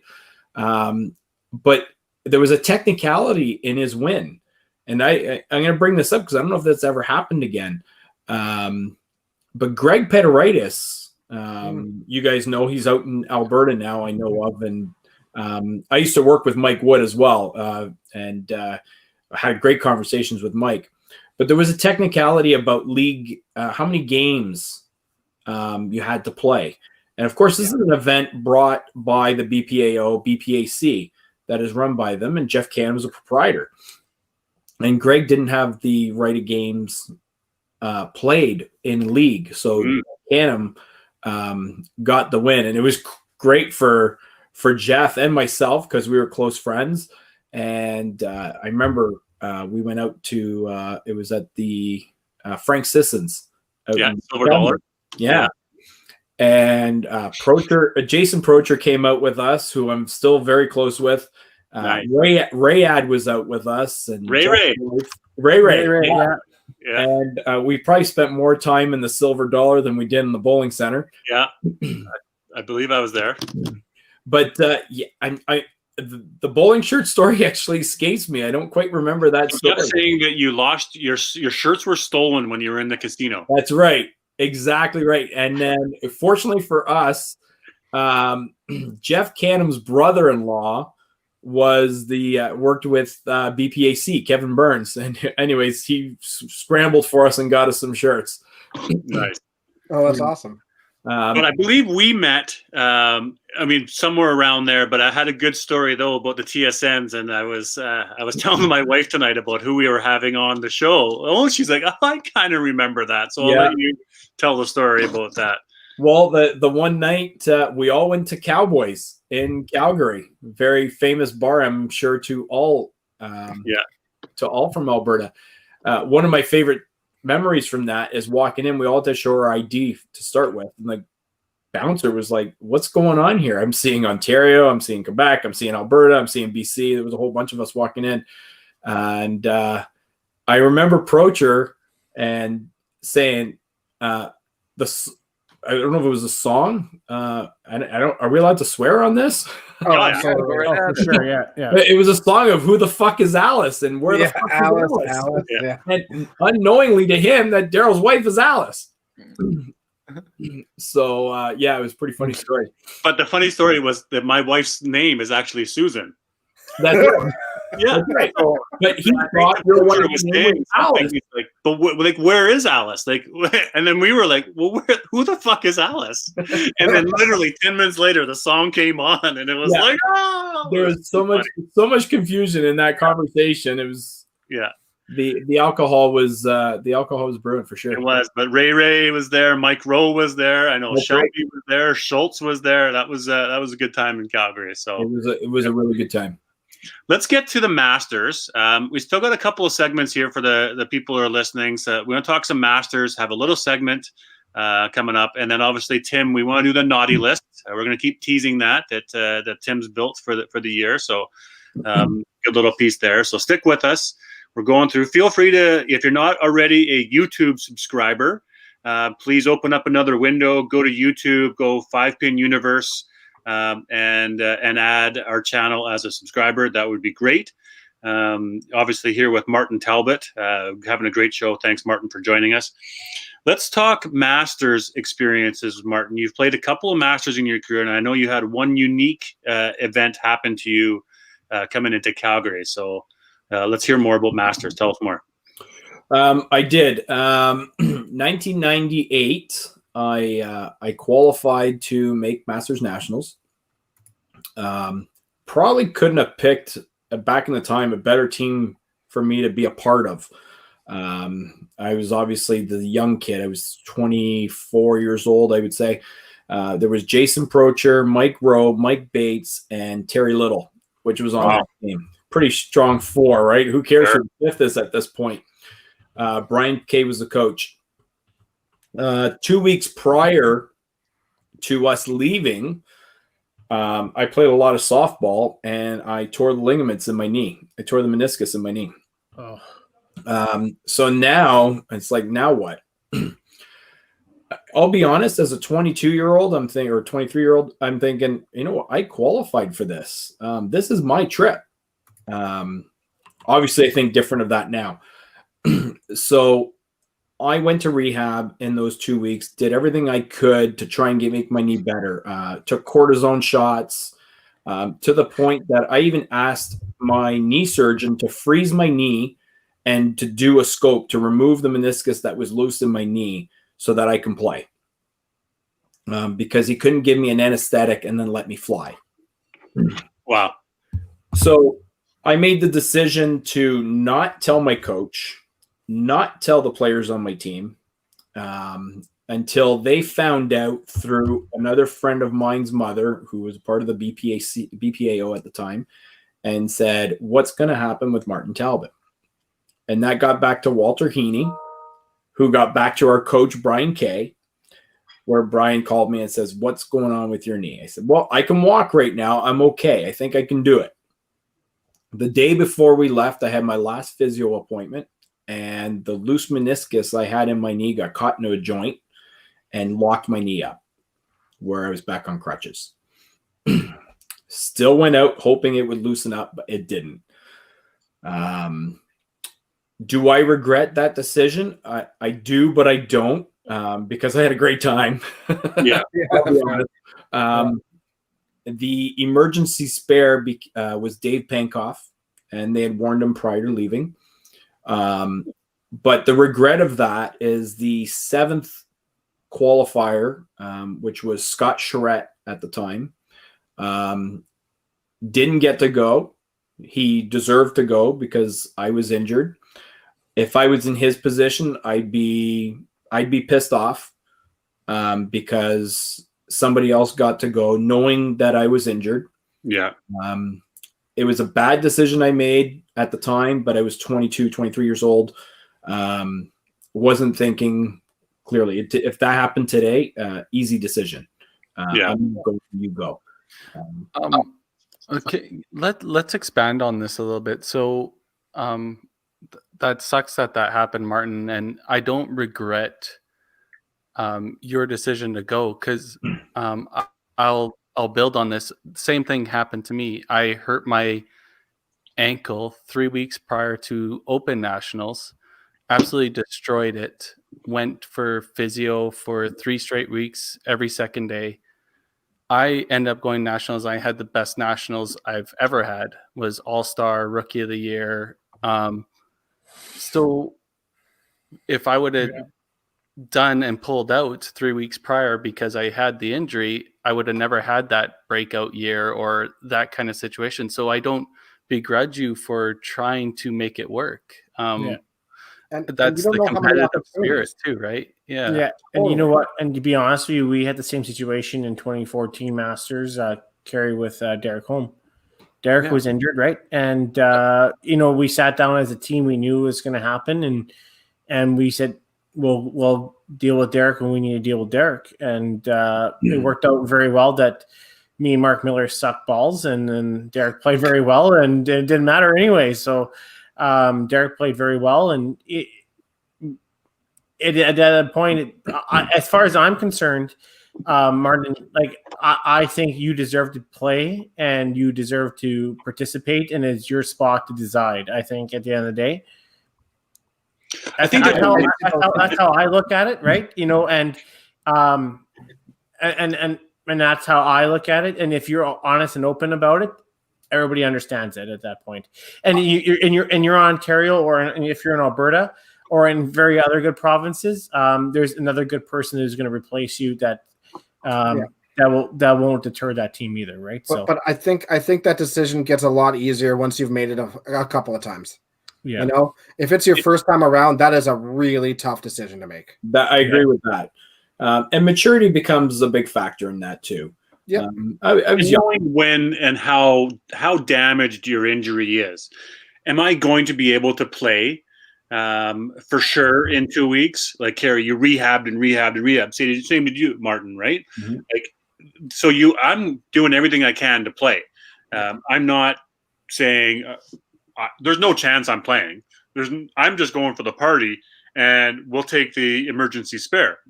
Right. That's when the maturity comes in. And no, bud, you don't need to just go party because there's somebody else equal. But if you're working your ass off and you want to play and you're doing everything you can to play, and you still believe in your heart that you can play, then it's your spot and you deserve it, and you earned it. Mm-hmm. Yeah, I was lucky enough that I could at least walk on it. Right? Yeah. I think that would be a major difference going into the event. But if you're getting on the plane and then all of a sudden it locks up, and by then the decision was already made. If the emergency spare is there, great. If not, you gut it out and you play. That's the decision you made to rehab and get there, right? I'd like to know from people in the comments, how often have you had to use an emergency spare that's there because of an injury or whatnot? Or did you bring the alternate, or was somebody else not able to play? How often does this happen across the country? It'd be interesting to get some feedback from others as well. Can we just touch on Robert Tompkins here for a second? Robert, sounds like the Open at Red Deer, but the manager wouldn't let me bowl with my hurt foot. Dude, we were calling you Tonka Truck because you were 4x4ing it everywhere. You were literally crawling into the elevator on all fours and out. I don't know how you were expected to bowl, but there was a 0% chance. Do not put that on the manager. Yeah. Don't walk to the strip club in your steel toes. Good point. But interesting, Stacey Weber says happens almost every year in Calgary. Now, why is that, Stacey? Is that because there's an injury, or somebody's not able to make it because they have a prior commitment that has?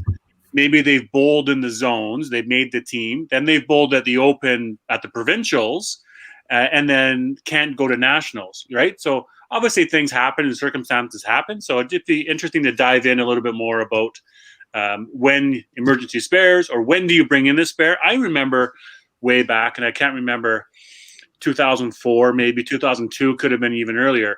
I was bowling on the mixed team. The men's team won that year, and immediately at the banquet, we knew that a player on the men's team couldn't make it to nationals. So they took the spare, or they took somebody from the mixed team to play. And no worry, Lynn Howell was on the mixed team, and Lynn got to go to nationals. Obviously, right choice. Lynn Howell, Daryl Bradley, totally get it. But I think there was some confusion on my end on who was the right choice. Was it based on the qualifying average back from zones, or was it based on how you played at provincials, right? So it'd be interesting to see some of the clarity of rules and where do things fall on what are the actual rule and who do you choose and why did I go and not the emergency. So yeah, there's a little bit of a gray area, I'm sure, out there and plenty of stories, right? Yeah. I can't believe how bitter Robert is. I love You it. got your chance to bowl. You bowled singles. Yeah. that was it. Looks like Canham's also chirping about had to bench you, Talbot, after your U-turn on the 401. Well, this is a funny story. Me, Canham, Jason Procher, and Matt Whelan are heading to an event up in Cornwall, which is about a 4-hour drive. Not one of the proud moments I like to talk about because we were obviously drinking on the way up. And I remember saying to the guys, like, I was driving, and picture this, we're in a PT Cruiser, and it was a company vehicle, and it's got bats on it because I was doing radar locating at the time. And so we're driving up the 401. Procher's in the car with us, and he's like, follow this car, follow that car. And they're going 160. We can't keep up. Eventually we passed the casino, and I said, I need a break. And Procher's like, take the U-turn up here. Well, when we took the U-turn, I still swear to this day that 2 of the tires were not touching the road. And we flipped over on the 401 back the other way, went to the casino. We didn't flip the car. No, we just. Okay. I saw Dexter's face.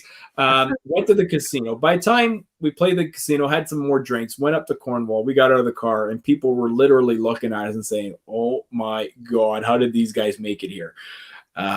So a fun moment, but not one of my proudest moments either. Nice. Let's talk a little bit about cash tournaments for you, Martin. How's it going with club tour? I know you came out west, played the Heritage, a few years back. Want to dive in about some of the successes you've had in cash tournaments. Tim, get geared up. We're going to be doing your naughty list here in a few minutes. He doesn't have his mic headphones on, so he has no idea what I just said. Tim, we're talking to you. It's your turn. What? No. Your mic is I'll give him a break. Yeah. It'll be a few minutes, but Martin, let's talk about your cash tournament success. Yeah. So I've been to 2KGs back in the day. Wasn't very successful at those. The Heritage was a little bit of a funny story. I ended up going to Edmonton for work, and the reason I went that week, because Steve told me, come the second week, not the first week of training, because the Habs are in town, and we'll go to the game. You're a Habs fan. I am a Habs fan. Well, you can probably see the jersey behind me. Yeah. So went out there, and it happened to be when I would have been coming home was the Heritage, and I was talking to Tweety, and Tweety's like, "Hey, I got a spot for it if you want." So he had won an extra spot, so I was like, "Okay." So I made arrangements for my flight to come home Sunday. Played the Heritage. It's one of my favorite tournaments that I played in now. Tweety's obviously sponsoring me, and I made it all the way to the final. Nice. I love the format, to be honest, because you didn't have to be the best in your block. You just had to be better than half. And then you moved on. Blocks of 8, I believe, 4 blocks of 8, and be the top 4, move on to the next. Anyways, I ended up playing Rolly Gervais in the semifinal. Didn't know Rolly that well. Threw a great shot. I knew Gary, ended up playing him in the final, and I shot 313 and lost to Gary. I got home, and my wife and I had only been together 6-7 months at the time. And she's like, "So you won money?" I was like, "Yeah, here's my check. I got like $2,300. said, but I got to send half to Tweety. Oh, She's like, well, why would you do that? I said, well, I've never done that before. I've never taken that sponsorship spot or anything like that. He had an extra spot and I took it. So anyways, one of my funny stories. Unfortunately, I've never made it back out west since then. I took your money and ran. yeah. But family came into the equation, 2 kids, and now I can't justify taking holiday time to go bowl as opposed to going to the cottage with the kids or Disneyland and that type of stuff. And so I guess that's a good chat there for you, Martin. Is so what left? What do you want to do with bowling? Do you have a desire to come and play out west? Do you have club tours there, or are you content with what you've done and how you've done it, and now it's family? What's left for you? No, I still want to play. Okay. I play the club tours when I'm around. I missed the last club tour when they changed to the new 3-game match play format because friends of ours and us decided to go to Vegas that weekend. So I think most people would decide on that, then go bowling. Maybe, I don't know. Yeah. To go out west, I would love to. I'm not going to say I don't want to. Anytime there's a WCBT event, I follow it. Look at the names. I've never seen the and I'm gonna butcher their name, but the Titcott brothers, or is that how you pronounce it? Never seen them play, but they're I know they're. I'm not even gonna say they're up and comers. They're already there. They're pretty good. So I follow it, but eventually, maybe when the kids are older, I'd love to get back out there, but they come first. Yeah. And that's fair. My kids, they're 12 and 8 and 10. So grade 7 and grade 5. And, I'm very similar, Martin, we've talked off air, and very similar, family lives, and kids come first, and coaching and volunteer hours. But they're starting to, not do as many of those things, with their dad anymore. So I'm sort of able to do a little bit more of the bowling type of stuff and play in these tournaments. So, guys like us, there's still hope. Obviously love to see you play these events, or come out here for once or twice a year, or just, make that Edmonton one, or even the Red Deer one like you've been to, would be great to keep playing. But still lots left in the game, right? That's right. Let's Martin, we're going to keep chatting with you a little bit after, but Tim has a naughty list, and something that he's been working on, naughty and nice list for some of the bowlers this year. So we're going to we're going to hand it over to Tim.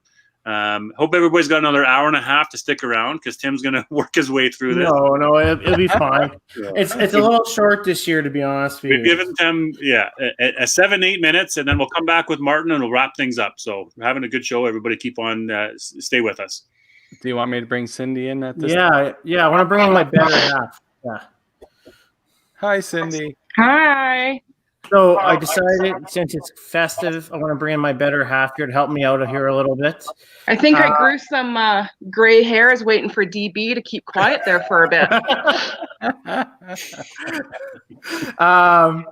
We're going to do a naughty nice list, but to be honest with you, bowling in 2020 was a little bit tough. I mean, obviously you only had about a couple months of bowling. We did this last year. So what we're going to do a feel good moments, and we're going to do naughty lists. So Cindy's going to help me out a little bit. Cindy, is your computer on? What? Yeah. Yeah. Is Her it? face is on the screen. Okay. I'm here. Okay. Can you hear me? Yeah, I can hear a little bit of feedback. So, all right. We're going to start off with feel good moment number 6. Actually, it was from last week, and we want to just give a quick shout out to Jennifer Haas. I thought it was absolutely awesome last week, what she does for her classroom and what she does for promoting. And if you have a chance, please check out the WCBT post. I believe it was last Friday. She's obviously one of our avid listeners and participators in this, and we do like to thank her for that. It was absolutely incredible. Obviously, Dexter's ego grew a little bit with everybody chanting, but that was a feel-good moment or on the nice list this year. So we do like to thank Jennifer Haas for doing a great job this year. So thank you, Jennifer. Absolutely. Okay. Okay, so we've got, what am I doing? You're doing the next one. Oh, we have a nice feel good, number 5. We have Yeah. Tyler Ticket. I'm sorry if I said it wrong. So Tyler winning Regina. He's got the top 6 finishes already on the WCB Tour. It was just a matter of time before he broke through and won. Congrats, Tyler, on your first of most likely many wins. So congratulations, Tyler. I believe that was the only tournament we had running this year. So congratulations, Tyler. He did win me the fantasy tour points this year, so he made me some money. On to the naughty. So on to the number 4, Shane Chafe. Shane Chafe once again dodged the 5-pin universe for another year of podcast. So I like to throw him under the bus once again. Honorable mention to the 5-pin universe on how desperate we were to invite Ryan O'Callaghan onto a podcast. So sorry to Ken Wilson for inviting him on there. Yeah, so, he really tagged along on Ken. yeah. So sorry to Ken, and onto the naughty list was Shane Chafe and Ryan O'Callaghan. So thank you guys. Let's give them a quick plug for their Manitoba tournament that they've got showing over the holidays. That'll be cool. I mean, that'd be very cool. So excited to see what they look like there. That'd be awesome, actually, guys. Take a look at that. Absolutely. Yeah, Ken does an amazing job. All right, Cindy. Which one of you asses keep muting me? I am happy because there's an audio feedback. If you check out your Facebook Messenger, you would know that. I thought it was DB because I made a dig at him. Nope. Okay, so our next one is another nice one. And this one is to Mark Graff for a year sobriety. Many of you in Alberta might not know, but Mark has struggled with substance abuse for many years. Recently, he's gone public with it. He's gone to rehab. And with 2020, it has been now 1 year sober. We are so proud of him, and he's worked hard and persevered through all of this. And it's beyond words how proud I am of you, buddy. Amazing. So I think 17 months even. Did he say the other day on Facebook? But amazing what Mark Graff is. Yeah. And now Mark's actually playing with me on Sunday nights on when we could play in the match play league. And just awesome. Mark's a player, Mark's a shooter, and just awesome to have him, playing the game that he loves and hanging out with his guys. No pressure, no worries, just in doing your thing. So big shout out to Mark there, guys. For amazing. Sure. Thank you, Mark. We're going to move on to feel good moment number 3. I want to take a shout out to first time national qualifiers making the nationals that were unable to participate. So we want to shout out to some notables on Alberta, and obviously Rob Wolfson, Bobby Kite, Larissa Long, Gerald Hafner that's out there.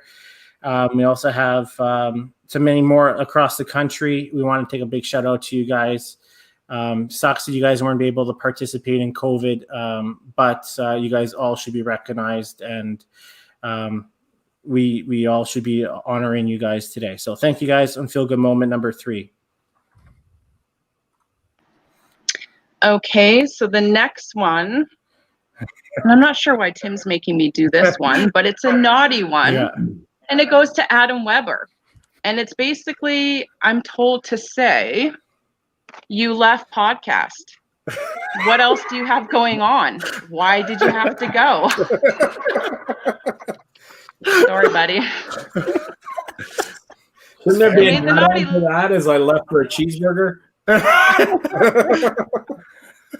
Well, hey, you know what? Dexter said you were my bulldog earlier this week, so it's fitting. She's still on mute. She's still on mute. So you're my bulldog, so that's what Dexter told me. Naughty number 2. I don't know if Dexter wants to elaborate on this. Friday night WCBT finals at Dexter's apartment. Oh, no. DeGrazia, Taylor Michelle, Dwayne Gilardi, Brian Askin, obviously Dexter. All I heard was pants were down, and there was some Oliver Twist moments where he says, "Please, sir, can I have some more?" That's all I heard. So Yeah, can you elaborate? There's this bunch you of know what? dudes with Yeah, you know what? I can. I will elaborate a little. If you know Taylor Michelle at all, Taylor Michelle has no filter and pretty much nothing bothers this guy at all. And it all started out with Dwayne Gilardi saying that, "Oh, I have the nickname Tripod for a reason," and and Taylor Michelle was like, "Let's see." Okay. Let's move on. Yeah, we're good. Yeah. How's the list? Are we next one on the list, or are we done? All right, we're on feel good moment number 2. Oh, that's me. Okay. Oh, I get to be nice now. Okay, so this one also goes back to Adam Weber. For all your help with the 5-Pin universe, you made it to 69 episodes on Podcast Plus. And I am curious if you chose 69 for a reason to leave then or not. Happy coincidence? Yeah, shit goes downhill. That's for sure.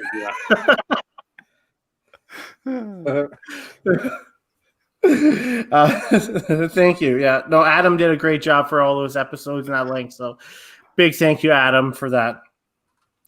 Obviously, topping feel good moment number 1. I don't like to toot you guys' own horn, but the hard work of you guys as 5-Pin Universe. I'm just the bottom cog of the wheel, but Carrie, Dexter, Adam, and now DB being the only 5-Pin bowling on media for 5-Pin bowling over the last 9 months of COVID. As you guys can see today, $1,200 worth of $12,000 worth of prize money, 200 entries on the 8-game drop-in event the new team event to podcast and bring in new events to the PBA pros from Nick Pate to Mitch Houpe, who we still keep in contact to, which is pretty cool. To legends like Doug Mosdale, Lynn Howell, Bruce Mortar, Greg Gigalek, Tom Patterson, who came on today, to Gene Zebarth. You guys need to be proud of what you've done. We've grown this pretty far. We've given 5-Pin bowling something to watch, and thank you guys for your hard work over the 9 months. It's been pretty incredible. So thank you guys for your hard work. We had a missed opportunity here. We could have done the 3-shot challenge and nominated Nick Pate again. Yeah, you know what? Missed opportunities. You know what? Do I risk the throat and just take one for the team? Why don't we get them on, and let's do it again? Yeah. He would. If Tim, thank you very much for that. Martin, if you don't know, Nick Pate came onto our podcast, and then he proceeded to go on to Francois Lavoie's podcast, which is a 10-pin podcast that they were doing while they were under COVID quarantine. And he did the 3-shot challenge for us. So a little bit of exposure south of the border. Awesome. Was pretty cool. Pretty cool. Wasn't he wearing the WCBT hat too? He was. Yeah. So I think, Carrie, your next challenge will be to get Belmo to do the 3-shot challenge. Yes. Did you see the shout out I got from him after I pestered did. him like 3 times? Yeah. You literally annoyed him to the point of responding. Sometimes you got to work hard to get responses. That's right. That's the next challenge. Get him to do it. Yeah. So we have one left, and we have one more for Cindy, and it's the naughty number 1. Perfect. So the number 1 naughty Kim goes Kim. to Kim. No, it should be you. It goes to Brett Hendrickson, and I think it's pretty self-explanatory why. Yeah. I'll just leave it at that. Douche. Attitude. But yeah, thank you guys. It's been a great 2020 season, and thank you, Cindy, for coming on and being supportive. So I do appreciate everything. Thanks for coming on, Cindy. Sorry to make you wait so long. That's sort of what I You're do. not sorry. That's sort of what I do. I know. You just wait. Take your time. Take your time. We'll get there. Yeah. Yeah. All right. Good job, Tim, doing the naughty list. It's always fun to see where's Tim's mind gonna go here. Well, I think number 2 naughty was pretty inappropriate, but I want to know why 5 dudes were pulling down their pants. But Yeah. that We've already I decided want to know not. why you want to keep talking about it. Yeah, exactly. Trust me, I was unimpressed as well. it's your house, your rules, right? Yeah, So- I saw Jeff Canham said something again about Mike Rowe and whatnot. So Canham's got a few chirps out there. We might have to get him on a podcast one day, there, Jeff. So get your game face ready. We'll reach out to you in the new year. While we're talking about that and Dexter's naughty list, I did get a text from Mitch mentioning about the time that he wanted me to bring up Martin and the time he wanted to hit on a blow up doll at a banquet. Is there something you want to talk about, Martin? What? Mitch wasn't even there. I don't know, but is there something you want to talk about? That makes it worse. That means you're a legend. Well, no, it doesn't. Mitch might have been like 10 years old when that happened. He's just trying to goat you. Yeah, that's quite possible. I mean, yeah. Anyways, I had a lot to drink that night. Yeah, It's good the time to first time I never got a response. Usually I get a yes or a no. I got nothing. just staring at you blankly. Let's Martin, what's going on with your family? Do your kids bowl? Does your wife bowl? As we wrap things up, let's give a shout out to them and who you've been spending a ton of time with over the last little while. My son is the only one that bowls. Absolutely loves it. My son has had struggles with his growth. He grows at a pretty rapid rate. Like I said earlier, he's already taller than Mitch at 11. But loves the game and is trying his best to improve. I try and help him with his coaching. He's left-handed, which is a little bit of a challenge. Because I'm right-handed, and apparently, as far as I know, everything's reversed as a left-hander. Wow.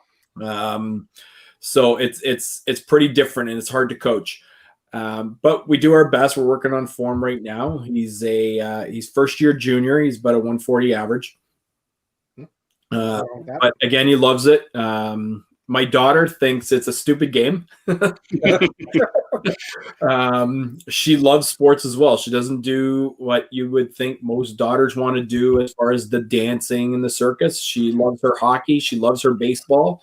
But bowling is not it. I call her a Brendan Gallagher on the ice. You take the puck from her, you're getting a two-hander.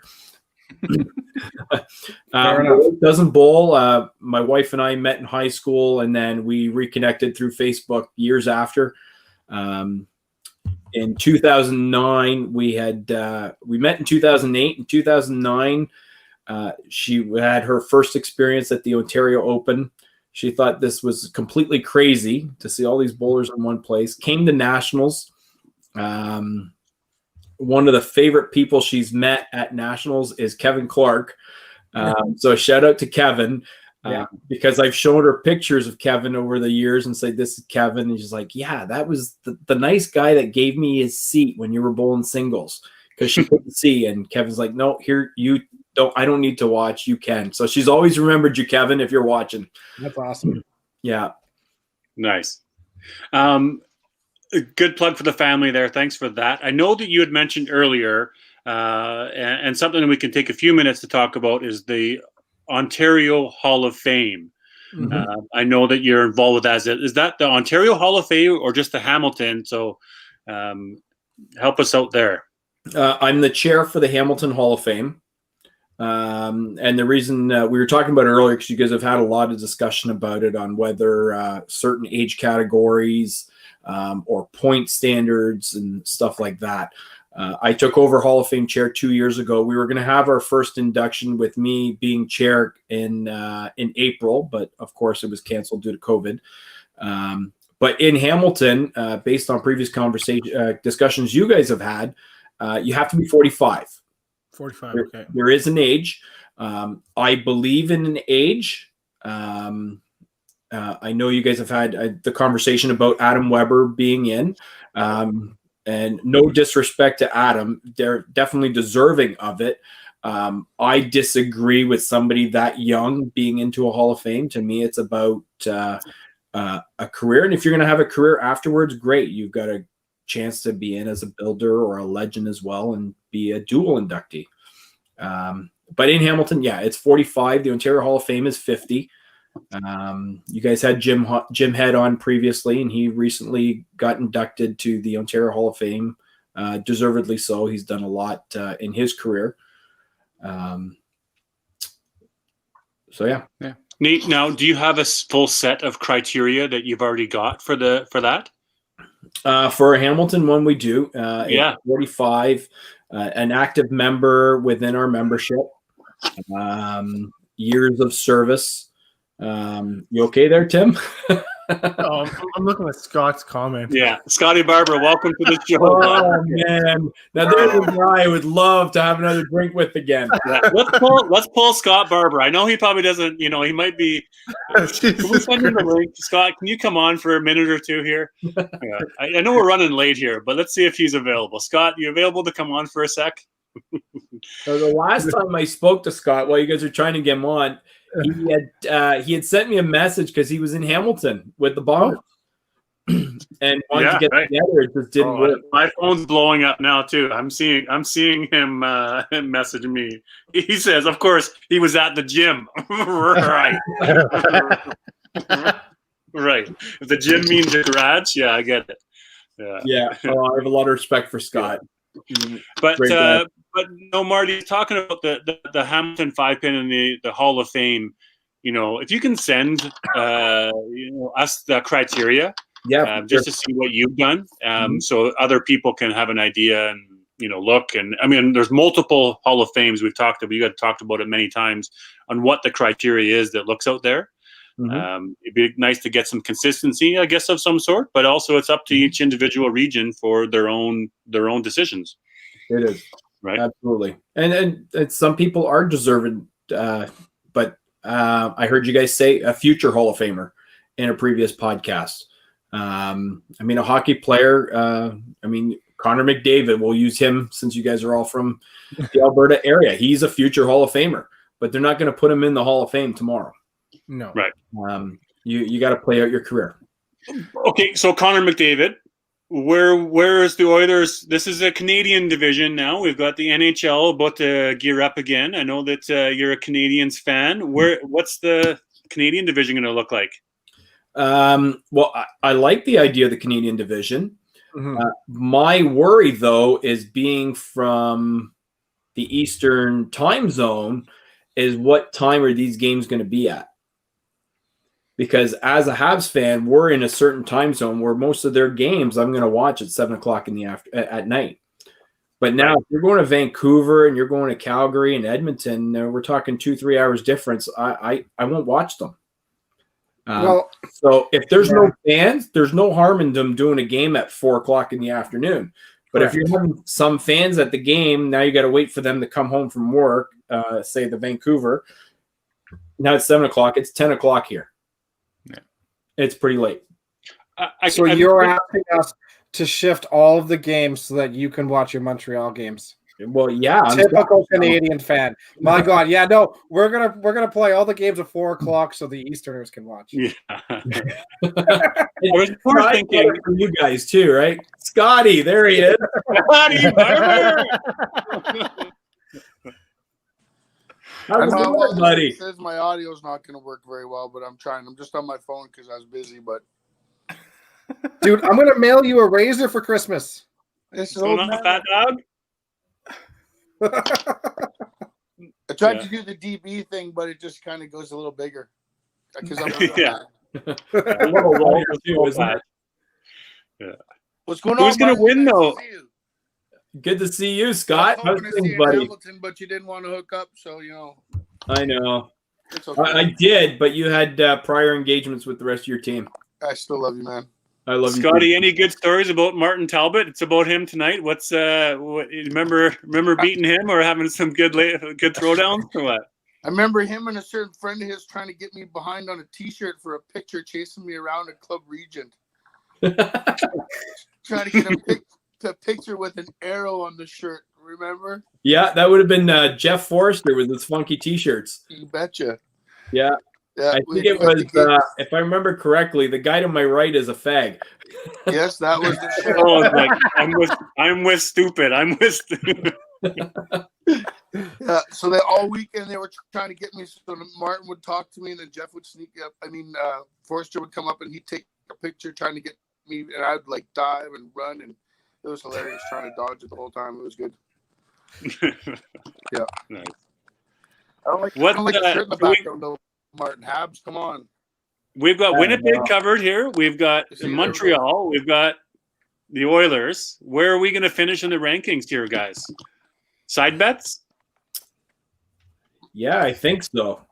But I'm not liking my Habs to finish first. I actually like I hate to say it, but the Leafs are going to be good and the Oilers are going to be good. I don't like Calgary's chances. Winnipeg. I think Canucks are going to be actually sneaky good, though, actually, as Yeah. much as I hate to say it. I feel like Motor's been very good. Yeah. Complete awesome. Yeah. It feels pretty Scotty, how's equal. the Jets going to do? You know what? If they don't have their goalie standing on their head like they did last year, we're in big trouble. So I don't think it's going to happen again. Yeah. I think Not it's the super defense. cool, though, that they're having a Canadian division. Yeah, I mean, I that means love it. 4 You know teams what? in the playoffs, right? Everyone says that everyone's going to say that no one's going to want to watch Canadian hockey because it's like all these playing against Canadians. But isn't that what the CFL is? And like people love the extra battles that you get to see against. You know, I'd love to have seen Montreal when I was when I was a Jets fan and having season tickets. I would love to have had the Habs come into town more often, and the Leafs and all those teams, because the rivalries and the way the city gets for it's just awesome. The Battle of Alberta last year was insane. Yeah.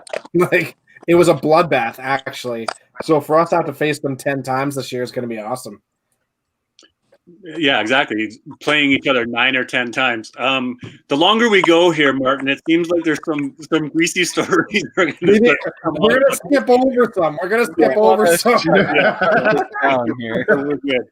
All I can say is that anytime I've hung out with anybody from the Western provinces, it's always been a great time. So, yeah, of course. And the longer it goes, the better the stories get. Yeah, I can't see any of the chat, so I don't know if people are trashing and they're saying stuff. So no, but everybody's saying really good things about you, Scotty. They're saying that you're looking like you're down a few pounds, buddy. What's going on? Tell us. Listen to me, man. You need to put down your pink purse, man. You remember that? What happened last time? Yeah. Can we put Scotty on mute, please? Yeah. Yeah. It's all love, bud. Can't hear me anymore now. Yeah. Well, guys, I think we're looking to wrap this up here pretty soon. We've gone over the 2-hour mark. Heck of a good show. Any final words from the rest of the crew? Scotty, what's going on these days? How's Christmas? You gonna enjoy some time with the family? Yeah, man. Just it's pretty good right now. Just getting stuff done around the house and hanging out, and actually just in contact with a couple of CFL teams. So hopefully we'll be back in the loop doing some coaching again this season. So hopefully have good news this year instead of the bad news I had to take last year. So it is what it is. That's the football coaching world, you know. And I'm missing bowling, man. We started our Thursday night league and we ain't going anymore. And nothing happening around here at all. Like, we can't go anywhere, do anything, do nothing. I can't even go ice fishing with my friends because they'll ticket you on the lake. Yep. Really? Same out here now too. It's insane, man. Everything. You can't go anywhere. I know friends who were out the other day and they were ice fishing and they got 3 tickets on the day ice fishing. Are you on a timeline? Like you can't, like January 15th and maybe it'll open up, or is it right now it's indefinite? I can't imagine that it happens January 15th. Our schools are shut down for 2 weeks after the January break. So we're not, the kids, other than elementary and like the kids that are like high needs, they'll stay at school, but all middle-aged and like middle school and high school kids are all at home for at least 2 weeks, and I think that'll probably go even longer. So your boys are at home right now, online schooling. Yeah. Well, starting now, my oldest has been doing half days all year, and my youngest has been going to school. And then I'm working now in a behavior team, so I'm in kindergarten. So our kindergartens are full classes every day. Right. So you're going in. Yeah. So and masks, full masks, and everything. Yeah, I have to wear a medical deal, like because I transfer between different classrooms. I'm in a different. Sure. Yeah. So it's all messed up that way, but I think it'll probably come January. I think it'll change in that I think the numbers will go down. I think they'll keep it riding for a couple more weeks. I can see maybe February before we start getting to anything again. Well, good to see you, man. All the best to you and the family for the holidays. Thanks for joining us last minute. Yeah, sorry, I got your message late, man. I was busy and just didn't get it. So, and then I saw Martin on. I'm like, really? Do I really want to go hang out with that guy? Yeah. All good. Good to see you, man. Take care. We'll great to see you, Scott. That's it. Yeah, absolute beauty. Yes, and there's a few comments in there too. Anybody reading the comments that Scotty knows what he's doing in that department. Yeah, Martin, how about you? Last comments from you as we look into the holidays. We're gonna enjoy some time with the family. Take some time off.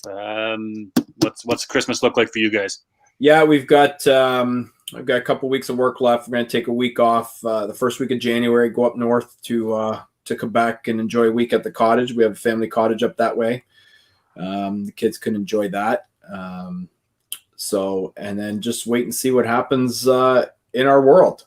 Really, it's out of our hands, and we got to do let's not hate it. Let's try and figure out a way to move forward and figure it out. And what you guys are doing to keep the interest in the game as much as possible is great. Just talking to you guys is giving me the itch. It really does. I think I was thinking to myself, the last time I seen, other than Carrie, I think last time I saw the three of you guys was at Steve's wedding, Steve and Allison's wedding. Yeah. Wow, right? Totally. Would have been the last time. I think I can't remember if it was Tim or Dexter. I think you guys were in Sudbury. Or were you in Sudbury? I was in Sudbury. Yeah, you were in Sudbury, Tim. I saw you in Sudbury. Most of my memories from bowling are hanging out with people. It's not the bowling. And this gives me the itch to even come to a WCBT event and just to hang out with you guys, play a little bit and enjoy. You guys were talking about Jason Procher a little bit in the last episode. He doesn't play a lot. Him and I get together to play the club tours, and if we do well, we do well, but it's more about hanging out and having a few drinks and seeing the boys. Well, you've always been one of the friendliest people I've ever met in the game. You've always been super welcoming, even when we were young and you had no idea who we were and whatever. You were always super friendly and welcoming, and you're an awesome human being. So thank you for coming on today.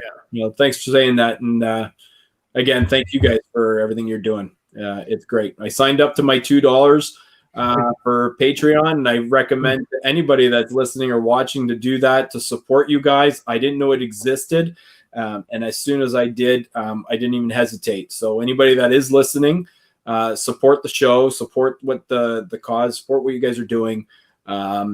It's great that you guys are doing that. Thanks, man. Really appreciate that, man. Yeah, and more to come. Right? We're looking forward to a solid 2021.